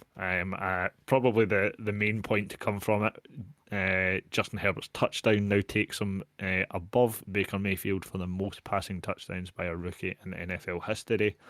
And I think you said after the game, Adam, that almost makes him a lock for Rookie of the Year. I'd say so. Offensive Rookie of the Year. Would you agree, Mikey? I'm still hitting the James Robinson bell. I know he didn't play this week, but yes, I would say with everything that we take into account for the award, it looks like Joe Burrow's going to win Rookie of the Year. Shut up.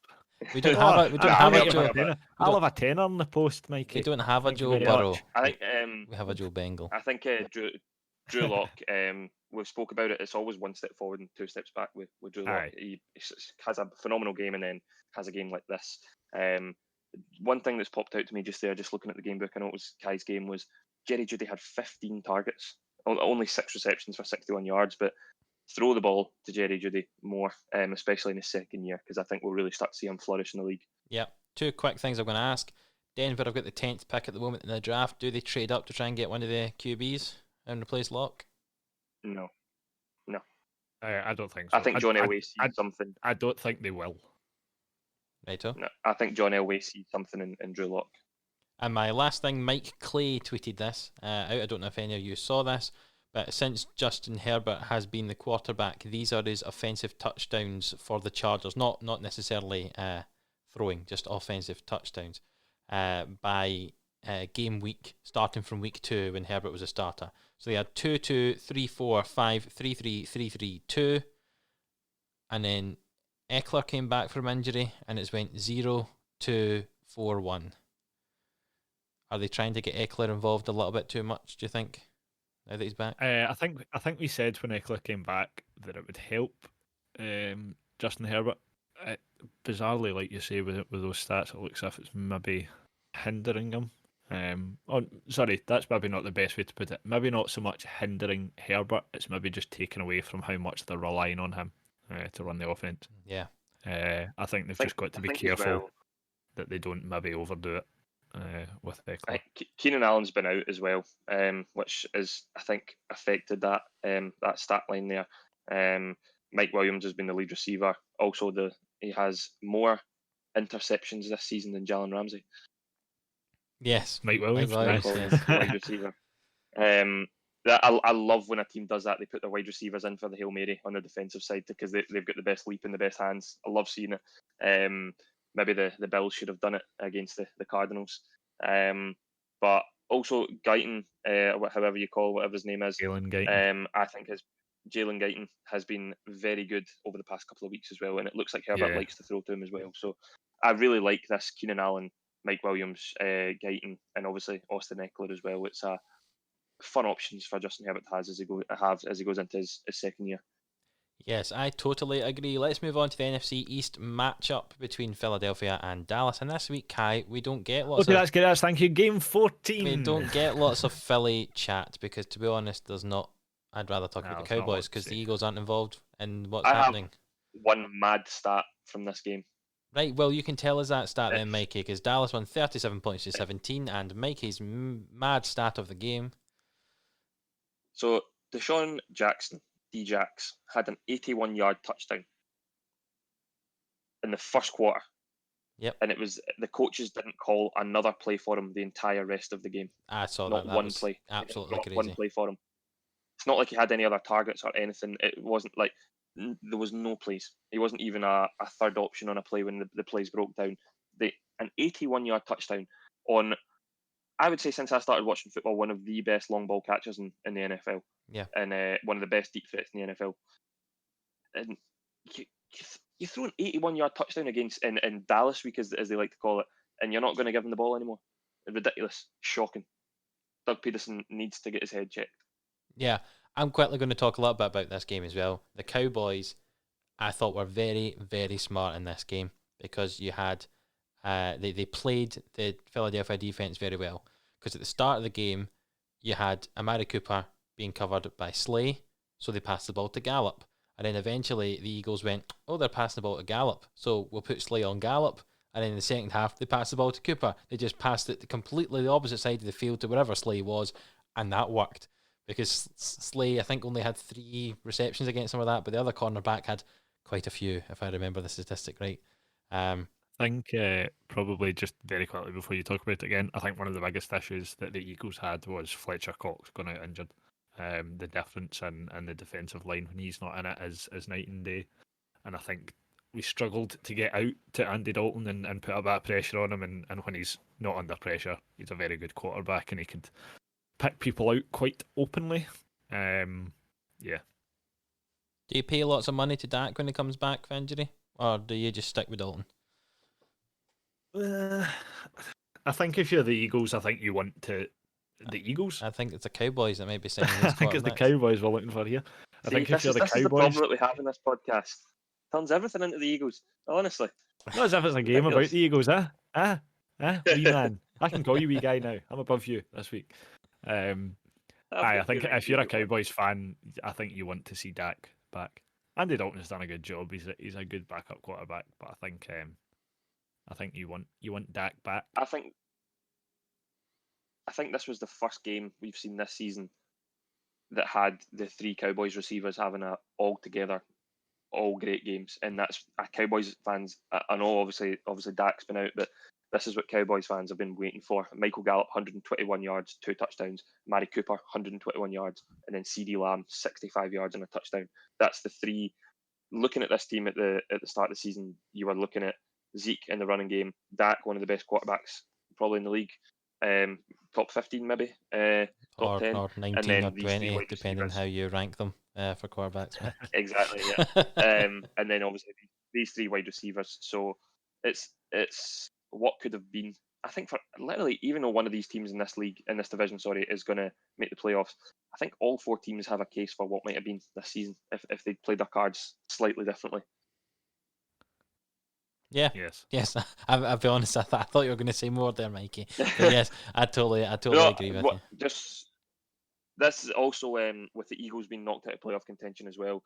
There hasn't been a back-to-back division winner in the NFC East since 2004, when the Eagles won it in 2003 and 4. It's when from 2004 onwards, it's when Eagles, Giants, Eagles, Cowboys, Giants, Cowboys, Eagles, Giants, Washington, Eagles, Cowboys, Washington, Cowboys, Eagles, Cowboys, Eagles, and now it'll be someone different this year. So I know they've got a lot of they've been getting a good slag in this year, this division, but it's fun to watch. I love watching it. I wish that Cowboys had won this weekend, so that it would have led to all 4 teams pushing for a division title. You mean you wish the Eagles had won? What did I say? Cowboys. See, it's just because I hate the Eagles that much. That's why I really don't want them to win. Nah, I think No, if the Eagles had won this week, it would have made next week even more exciting. Not that it's already not exciting in this division, but if you'd had a situation where they could have all ended up winning the division by some manner, then yeah, it'd have been very exciting. Am I all right to move on for this game? I know kind of likes talking about the Eagles, but let's. I don't really have much else to say. They're not relevant anymore. Poor performance. I think we just move on for this good car crash of a season. Let's move on from that car crash of a game for you and move on to why did I get the boring games this week? All right, this game was meant to be exciting. The Seattle Seahawks at home to the Los Angeles Rams. Both teams, competing and fighting to try and get that division title, and instead we had a 20 points to 9 bore fest. It was 6-all at half time. Really, it was 2 drives from Russ. Russell Wilson made the difference in this game. 2 kind of amazing drives he had. One where he ended up rushing the ball in, and one where he threw the pass to Jacob Hollister. I've got it, to be honest, very boring. The only thing I want to talk about is the fact that it's changed the playoff picture slightly. It means the Seahawks are in and have clinched that NFC West division. Depending on how results go, the Seahawks can still get the number 1 seed though. In the NFC, which will make life exciting. And the Rams know that if they lose to the Cardinals this week and the Bears win, then the Rams are out of the playoffs, which is crazy. Seeing as Mad. what a couple of weeks ago we were talking about We had them being winning the Super our Bowl. favourite NFC side.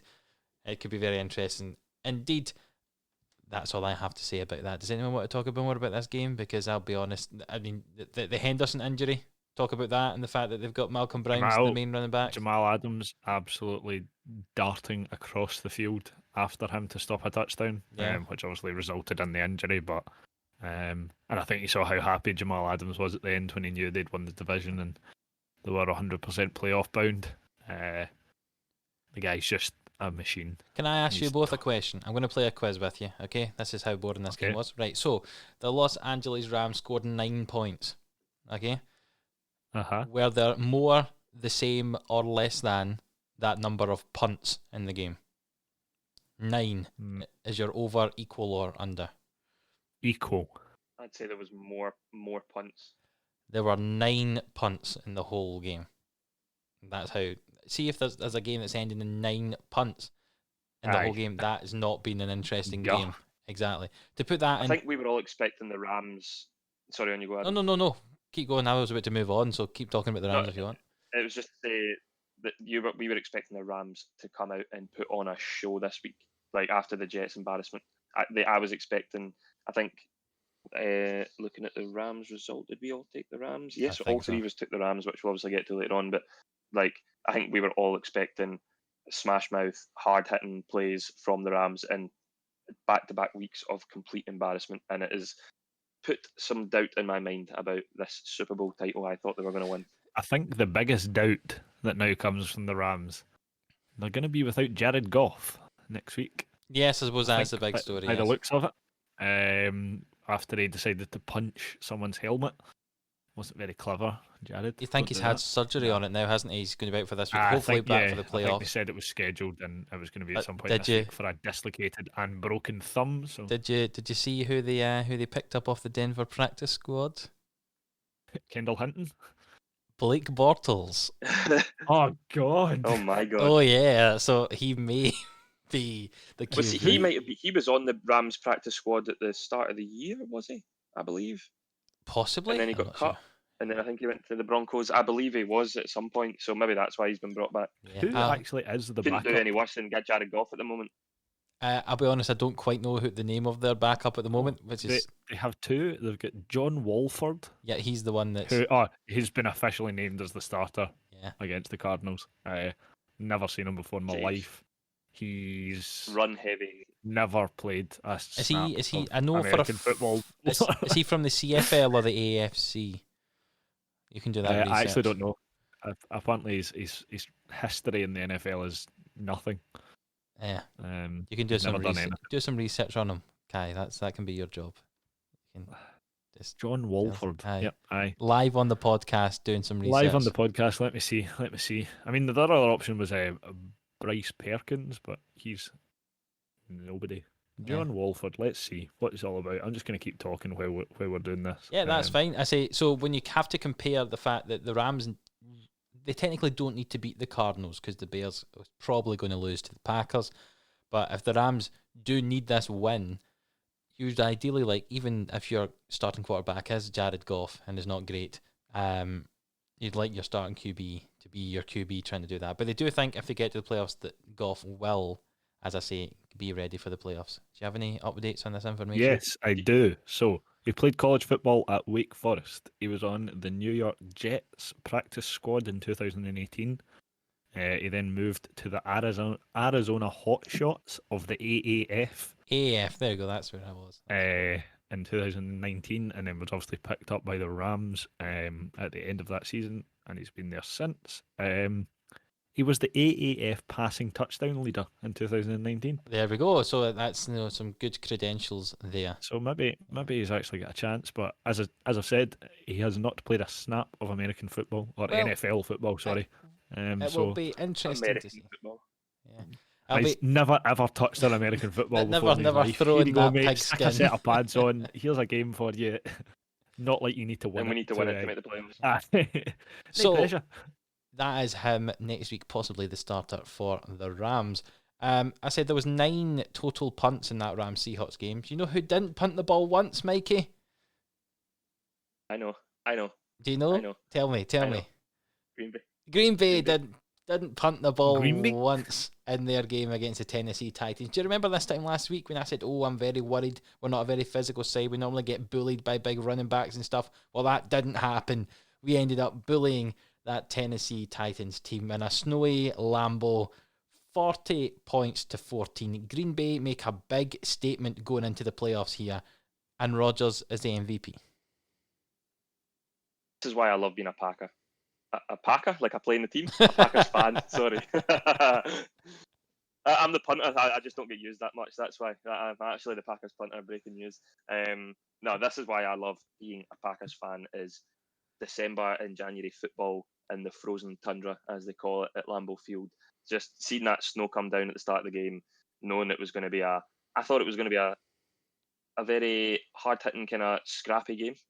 Rodgers came out and played as if he was playing in a dome, genuinely. Like, Yeah. the connection between him and Davante Adams is just, it's just unbelievable. I love to watch it. Couple of stats from this game as well is Davante Adams, as a receiving touchdown scorer, has more touchdowns than the Carolina Panthers, the New York Jets, Washington football team, the New York Giants, and the New England Patriots. Is this receiving touchdowns? Receiving touchdowns, yeah. So just madness. The guy has been called upon time and time again. I'm loving. I know we've spoke about it in the past about wanting that wide receiver too. I am enjoying seeing Lazard and Equineme St. Brown and Valdez Scantling and Robert Tonyan playing as tight end and stuff. It's been needed. It's been a breath of fresh air to this offense, and Rodgers has been thriving from it. AJ Dillon having his welcome party to the NFL as well, which was phenomenal to see. He's sitting in my taxi squad in our sleeper dynasty league, so hopefully be of use next season. But I think I can't really call him the unsung hero because he's made the Pro Bowl this year, but Jair Alexander is the best cornerback in the NFL this season. I thought it was Jalen Ramsey at the start of the season. You change your tune every week. No, I think Jalen Ramsey was the number one cornerback throughout the season, but he's been relatively quiet in 2 back-to-back embarrassment losses. Jair Alexander has only allowed 1 catch to go for more than 25 yards in coverage this season. He's been locking up every wide receiver, including AJ Brown this week, who only had 4 receptions for 43 yards, but just an all-round phenomenal performance from the Packers. And it was we said it last week that they needed this win. It was a statement win if they could get it, and it was their biggest test, and they passed with flying colours. Yes, I was just sitting there Yes. in awe of Yes. the stuff that Mikey was saying there. I think one thing that the Titans, there was that they had a really big injury issue through the week. So linebacker Will Compton did not practice on Thursday, and his game status was doubtful. The injury segment of the file was haircut. He had that bad a haircut that the Titans decided to put him on the injury report. I saw That's that. how bad it was. Perhaps, Mr. Compton, if you had a better haircut, you would have beaten the Packers. But no, I don't think the Titans played bad. I just think that the Packers got off to such a hot start that it was hard to play catch up. It's hard to play catch up with a team that's got the best running back, one of the best running backs in the league, with Derrick Henry. I thought this game was made for him. And sounds weird, but he only went for 98 yards. I was expecting a lot more from Derrick Henry. Yeah, I agree. You know, I actually think, see if this game was played again, which it may be in future years, obviously, at Green Bay, I think the Titans would play better. I think they took a while to get used to the kind of cold and get used to that kind of tough game. I think should the Titans end up in a cold weather game, whether it be at Buffalo, for example, or at Pittsburgh, you know, I think they'll be prepared for it now. I think it took them a little while to get into it. I think eventually they did get into it, though the score doesn't suggest they did. I think the Titans ended up playing slightly better than what the score suggests. But as you say, maybe we're just so far ahead. A learning. It was a lesson for them for sure. And you never know, Titans Bills in the playoffs in the snow in Buffalo could happen. And I think the Titans will now be much better suited to how they want to play. Definitely. you have anything to say, Kai, before we move on to the last game of the week? I'm you, Devontae Adams. Well, he's on my hat list now. I can he's say on Derek Carr, Devontae Adams. I can say it actually doesn't matter. Doesn't matter. I can say thank you to Devontae Adams because he got me lots of points alongside Mike Evans to help me. In fact, the two of them together would nearly have got me enough points to beat Mikey, I think, this week. I think if you played the two of them and you'd played Myles Gaskin, I think you'd only been maybe 15 points off Mikey. Yeah, something like that. Yeah, and I think so. Devontae Adams, Stephon Diggs, who we'll get to, and Mike Evans. Imagine having those as your two wide receivers in your flex in a league. I know, and your running back being Alvin Kamara. Still wouldn't be. I was going to say, still wouldn't be enough to beat Sandy this week. Let's move on from Green Bay being amazing to Buffalo being amazing, where they beat the New England Patriots at Gillette 38 points to 9. The first time, and was it 20 years that the Patriots have been swept by a divisional opponent? Man. And this statistic I saw, I had to check it to see if it was real or not, but I think it is. Josh Allen has thrown more touchdowns this season at Gillette Stadium than the Patriots have. Yep. My God. Like, what? Yep. That's not bad. He plays at Gillette Stadium at all his home games, doesn't he? Yeah, he plays one game a year there, yeah. Okay. Yeah. Right, did not and the know guys that. that play 8 games there a season have thrown less touchdowns there than he has. Belichick was not happy. I know I've said it before, and I'll say it again, and I've said it from the start. Like the Bills are real. They are a good side, really good depth, very dangerous in the playoffs. And obviously we'll come to it when we get to our playoff, but I think they're a massive weapon this year. On the other hand, the Patriots are utter garbage. They are dreadful. Yes. And I've said it in previous weeks as well. Get rid of Cam Newton. Get somebody else in. He's not the quarterback did we see for the video of Bill Belichick throwing his phone appeared to the sideline? A lot of memes suggesting he was on the phone to Brady saying, please come back. Yeah. I think they need to be no disrespect to Cam Newton, because obviously he's won MVP and he's been to a Super Bowl, but I think they'd be better off using Belichick's dog from the draft day at quarterback at this rate. It's been that bad. I think they should just stick with Jarrett Stidham. Give him a shot. Well, see, I thought, I had a hypothesis which is going to be ruined because it's not going to happen. But see if the Jets were still 0-15 at this stage, and the Jets win one game, and then they would be the second seed, and the Jacksonville Jaguars would be 100% on the last day of the season. Bill Belichick would have played Stidham, who is not as good as Newton, to lose the game to the Jets deliberately so that the Jets get the second seed and the Jags would have got the first seed. That's 100% what would have happened. But now it's not going to matter because it doesn't matter, because the Jets have managed to play themselves out it. As it stands, the Patriots have the 15th pick in the draft. And I have said, I'm not sure if I said it on the podcast, but a player who I think of all the quarterbacks, Trevor Lawrence is the most NFL game ready. He could go into a game tomorrow and play well. There's one other player who I think is like that, and that's Kyle Trask for the Florida Gators.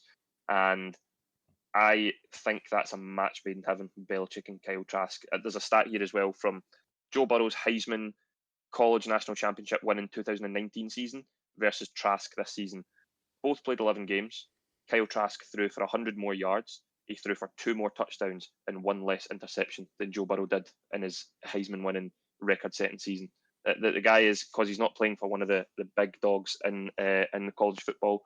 I think the Patriots and Kyle Trask is a match made in heaven. I would love to see that. It could be very interesting indeed. The problem is looking at the other teams that come before them at the moment. Obviously, we still have a game week to go, but obviously Jacksonville are going to take a quarterback. I think maybe Atlanta would, maybe Detroit, maybe Carolina, maybe Denver, maybe Minnesota before them. There's only kind of 3 or 4 quarterbacks kind of thought to go in the first round, so they might not get one at that stage. And as well, there's teams below them that might trade up to try and get in as well. So if he falls to them there, I see no reason why they wouldn't. But Belichick's not normally draft a QB very early in the draft type thing. Actually, see, to be honest, normally the Patriots are really bad at drafting full stop. So it's maybe not the greatest thing for them to do to try to rebuild through the draft. They make their money off seventh round picks and things like that. I think a certain Tom Brady was the 120th overall pick in the draft. I think it was even later than that, wasn't it? Something like that, which just shows that, as we said in fantasy as well, you win leagues from your later picks. Exactly.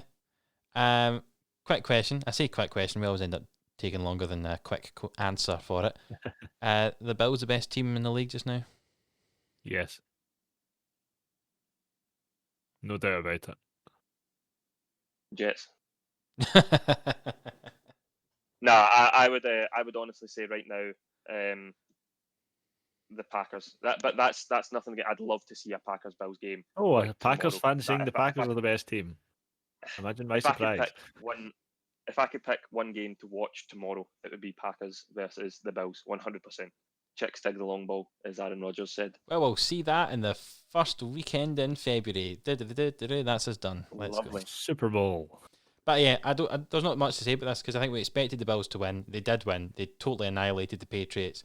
And well done, Stephon Diggs, winning Kai his fantasy matchup.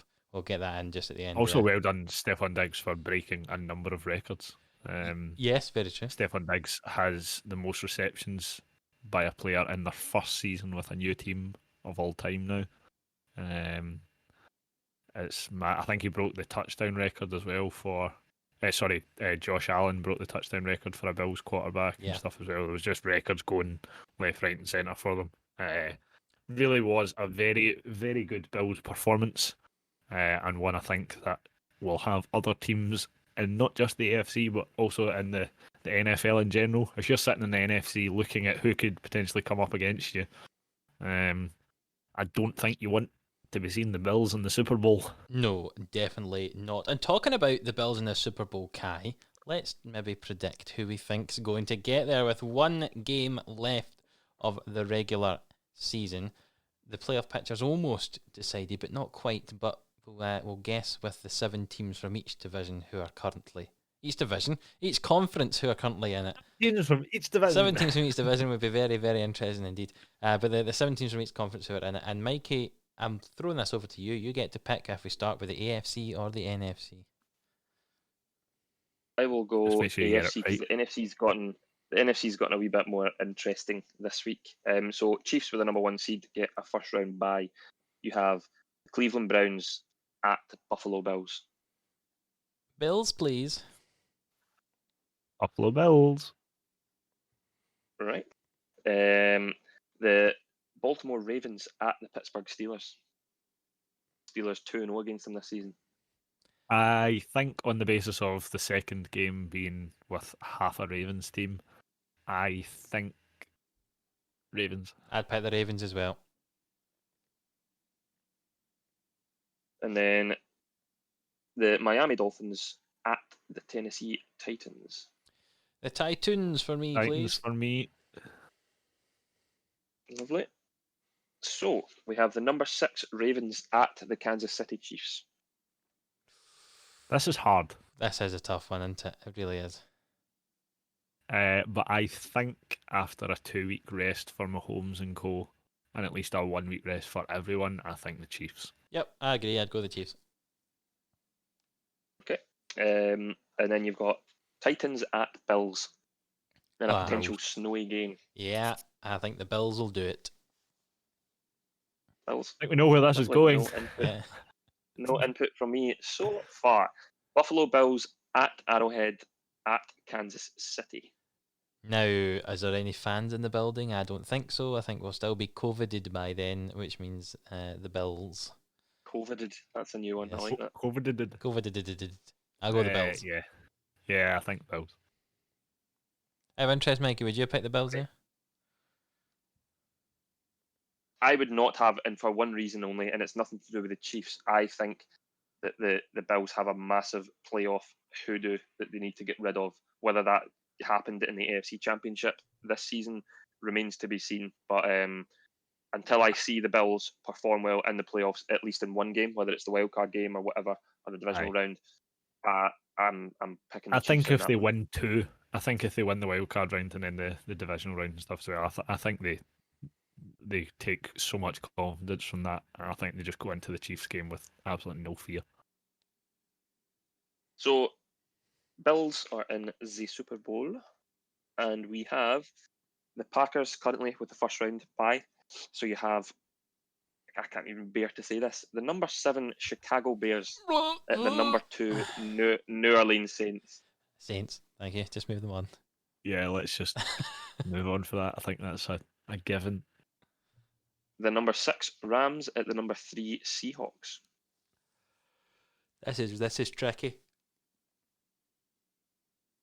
Oh, this is very difficult because When the Rams play well and when they have everyone fit, I think they beat the Seahawks. but I'm going to pick the Seahawks. Yeah, I think I'm going to go Seahawks on consistency basis. Adam, did you say? Yeah, I'd go Seahawks. I think Russ will do it. And the Tampa Bay Buccaneers at Washington. Buccaneers, please. Yep, Bucks. If it was the So we Eagles have that had somehow managed to get there, then I would have doubted it. But This is the one I wanted to avoid. Tampa Bay Buccaneers at Green Bay Packers. Oh, because then your whole snow at Lambeau and cold weather thing goes out the window because Tom Brady will not be affected by it. see, Jair Alexander I still think Packers. Jair Alexander shuts down one side of the field, but the problem is there's so many good receivers for the Bucks that if you shut down one side, Who shuts down the other one? Exactly, that's my problem there. Oh, that's very difficult. I'm going Packers. So. I'd go Bucks. And Mikey has his first input of the week. See, my heart is saying Packers, my head is saying Bucks, but I know that Bucks have sometimes really not shown up to the races. And I think, yes, Tom Brady is a playoff master, but the Bucks haven't made the playoffs in God knows how many years, so I'm going to take the Packers. Okay. Obviously. And then we have the Seattle Seahawks at the Superdome in New Orleans against the Saints. Saints, please. Yep. Saints. So we have the top 2 seeds playing against each other in the AFC and the NFC. New Orleans Saints at Lambeau Field, NFC Championship, number 5 for Aaron Rodgers. I think the Saints quarterback Drew Brees will suffer from some arthritic tendencies because of the cold in his old bones, and the Packers will win. I'm going Saints. I think when you have Michael Thomas back and you have Alvin Kamara back and the Saints play angry, I don't know. I'm also just doing that because I want to see what you say, Mikey. I'm taking the Packers for the fact that Drew Brees is probably the best dome quarterback of all time. But if I'm taking him at Lambeau Field in January, I'm taking the Packers for sure. And mainly because I want to see this matchup that we've been speaking about. Super Bowl, Raymond James Stadium. So 2 snowy teams in the sun of Tampa. Buffalo Bills versus the Green Bay Packers.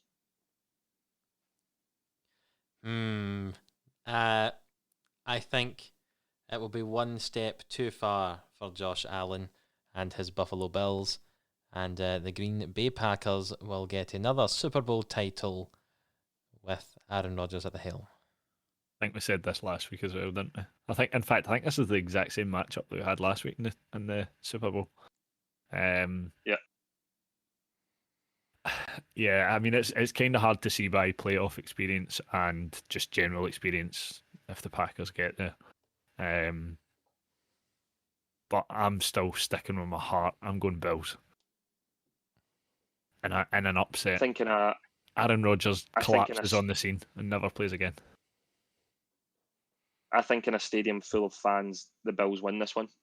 But we've seen it, and the commentators have spoke about it over the weeks, that the Aaron Rodgers is the master of the hard count, especially with no fans in the stadium, and he can hear everything and he can read the defensive units so well. So I'm going to take experience over quality, and I'm taking the Packers again. Back-to-back Super Bowl wins this in weeks gone by. Whoop, whoop, whoop, whoop, whoop, whoop. This is just going to make it even sweeter when the Bills beat you in the Super Bowl. I mean, It'd be worse if the Eagles beat us in the playoffs, wouldn't it? Yeah. Before we start falling apart and start shouting at each other and having a fight, let's move on to our predictions. Where the prediction table is getting quite tight, because Mikey normally likes to at this point brag how he's done very well and everything, but it seems he's thrown away everything else so far. We'll see if he starts throwing away the predictions. Oh, it's all Possibly. come together so well. This is the one I want. I can tell you something, by the way. I will not be getting any closer this week. I had a stinker. I think quite a lot of us had stinkers also. But again, this is something that I never look at before we come on the podcast, just so I can be surprised with how bad or how good I was. Are you prepared, Mikey? Can I go through our games? What?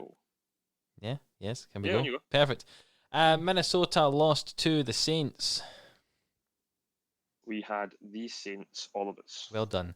And if I remember rightly, I'm going to batter through Saturday because we all had sweeps for Saturday, didn't we? Yep. We all swept Tampa Bay correctly. We all swept San Francisco incorrectly, and we all swept Miami correctly. Yes. Perfect. Let's get on to Sunday then. Pittsburgh beat Indianapolis. Adam, you were the lone wolf with the Steelers. How often is it that I go against the Colts? Not often. Not often at all. And I was right there. Kansas City beat Atlanta. We all had the Chiefs. Chicago beat Jacksonville. Yep, we all had the Bears. The Bears. Cincinnati beat Houston. None of us had the Burrows. Sorry. Yes, I meant to say that. The Cincinnati Burrows. Yes. We all had the Texans. Against the Houston Watsons. Baltimore beat the Giants. We all had the Ravens. Yeah. I'm guessing none of us had the Jets. None of us had the Jets. No. Carolina beat Washington. Adam, lone wolf again, with the Panthers. The Chargers beat Denver. Kai with the wrong lone wolf. He had the Broncos. Oh, the Broncos. Dallas beat the Philadelphia Eagles. We all had the Eagles wrongly. Oh, very wrongly. Seattle beat the Rams. We all had the Rams wrongly. Very wrongly. I'll just miss this one out. The Packers beat the Titans. We all had the Titans, and I'll tell you for why. I cannot believe the two of you have gone against your team. That was a tactical move on my part. Oh, was it? Oh, That's very sneaky. Yeah. I picked the Titans sure one of us didn't go ahead. because I thought we would get bullied, to be honest. That's why. But I just proved that we were slightly better than I thought. And the Bills beat the Patriots. We had the Bills. Fantastic. That didn't sound like a huge number of lone wolves there, but there was a few. So, Mikey, what were the scores for this week? And then the totals. So, out of 16, Kai on 7 out of 16. Less than half? Is that the first time we've had someone less than half? It's the first time anyone's less than 500 this season. Yeah. I am on 500, 8 out of 16. And Mikey's Adam, playing the game now. Away with it on 10 out of 16 for the week. Oh, so lone wolf. We have some position changes. In third place, Kai Skier with 126 out of 208. Over 500. And then we have Adam on 128, 2 points clear. And then myself on 130 out of 208. So first place, 130, myself. Second place, 2 behind Adam on 128, and another 2 behind that, Kai on 126. So there's a 2 and a 4 point difference. So out of interest, 5 point deficit that we gave Adam, can we take it back? I might if he beats me. Yes. Out of interest, Mikey, now you're 2 points ahead of me and I'm 2 points ahead of Kai, but how many points are our fantasy titles worth? I would say that the ESPN redraft is worth 10. Right. And the sleeper championship is worth 5, which means Adam, you are on 15 points, Kai is on 15 points, and I am on 20 points. Oh, there we go. Okay. Oh, come on! You can't go and pick other Well, no, years. that's our main league. Our main league is the World Cup, and as I've said, the Dynasty albeit League, the Euros. Still great to win, but you want the World Cup. At the Everybody moment, wants the World Cup, Mikey, and see in 5 years' time, you'll care more about Dynasty because you'll have built a squad that you love and care about. And I will just say one thing as well. I didn't play in the first year of fantasy that Adam won, so I've got a year's less experience in the league, and I've still got more ESPN titles. That's fine. Yeah. I'm not going to say anything. Just Bookended this podcast with fantasy talk. Yeah, exactly. So if anyone's listening, Sean Flynn, if you are listening, Sean Flynn, you are a bottle merchant. And if anyone is listening from Mikey's English league, make sure he loses that one as well, would you? Can he let him have a title at all this season? No comment, says Mikey. That is a perfect way to end a podcast where you want to talk with a no comment, pleading the fifth. Right. Yep. Gentlemen, thank you for joining us for a very interesting discussion regarding Week 16. We have Week 17 to look forward to, and we'll be back next week analysing the last week. Basically, I think we'll just talk about the games that had some relevance, because there's no point in talking about the a few games that we just forget about exactly. this week coming. And then we can look forward to the playoffs in that game as well. In that podcast as well. But thank you, Kai, for joining me. Pleasure. And thank as you, always, Mikey, for joining me. Didn't think I was getting a thank you there. Thank you for having me. Yes. And congratulations again, you two, on tremendous seasons and tremendous silverware. Very proud of both of you. Yes. From one loser and two champions, that is the PHFL NFL podcast. And we'll see you next week. Bye. Have a go.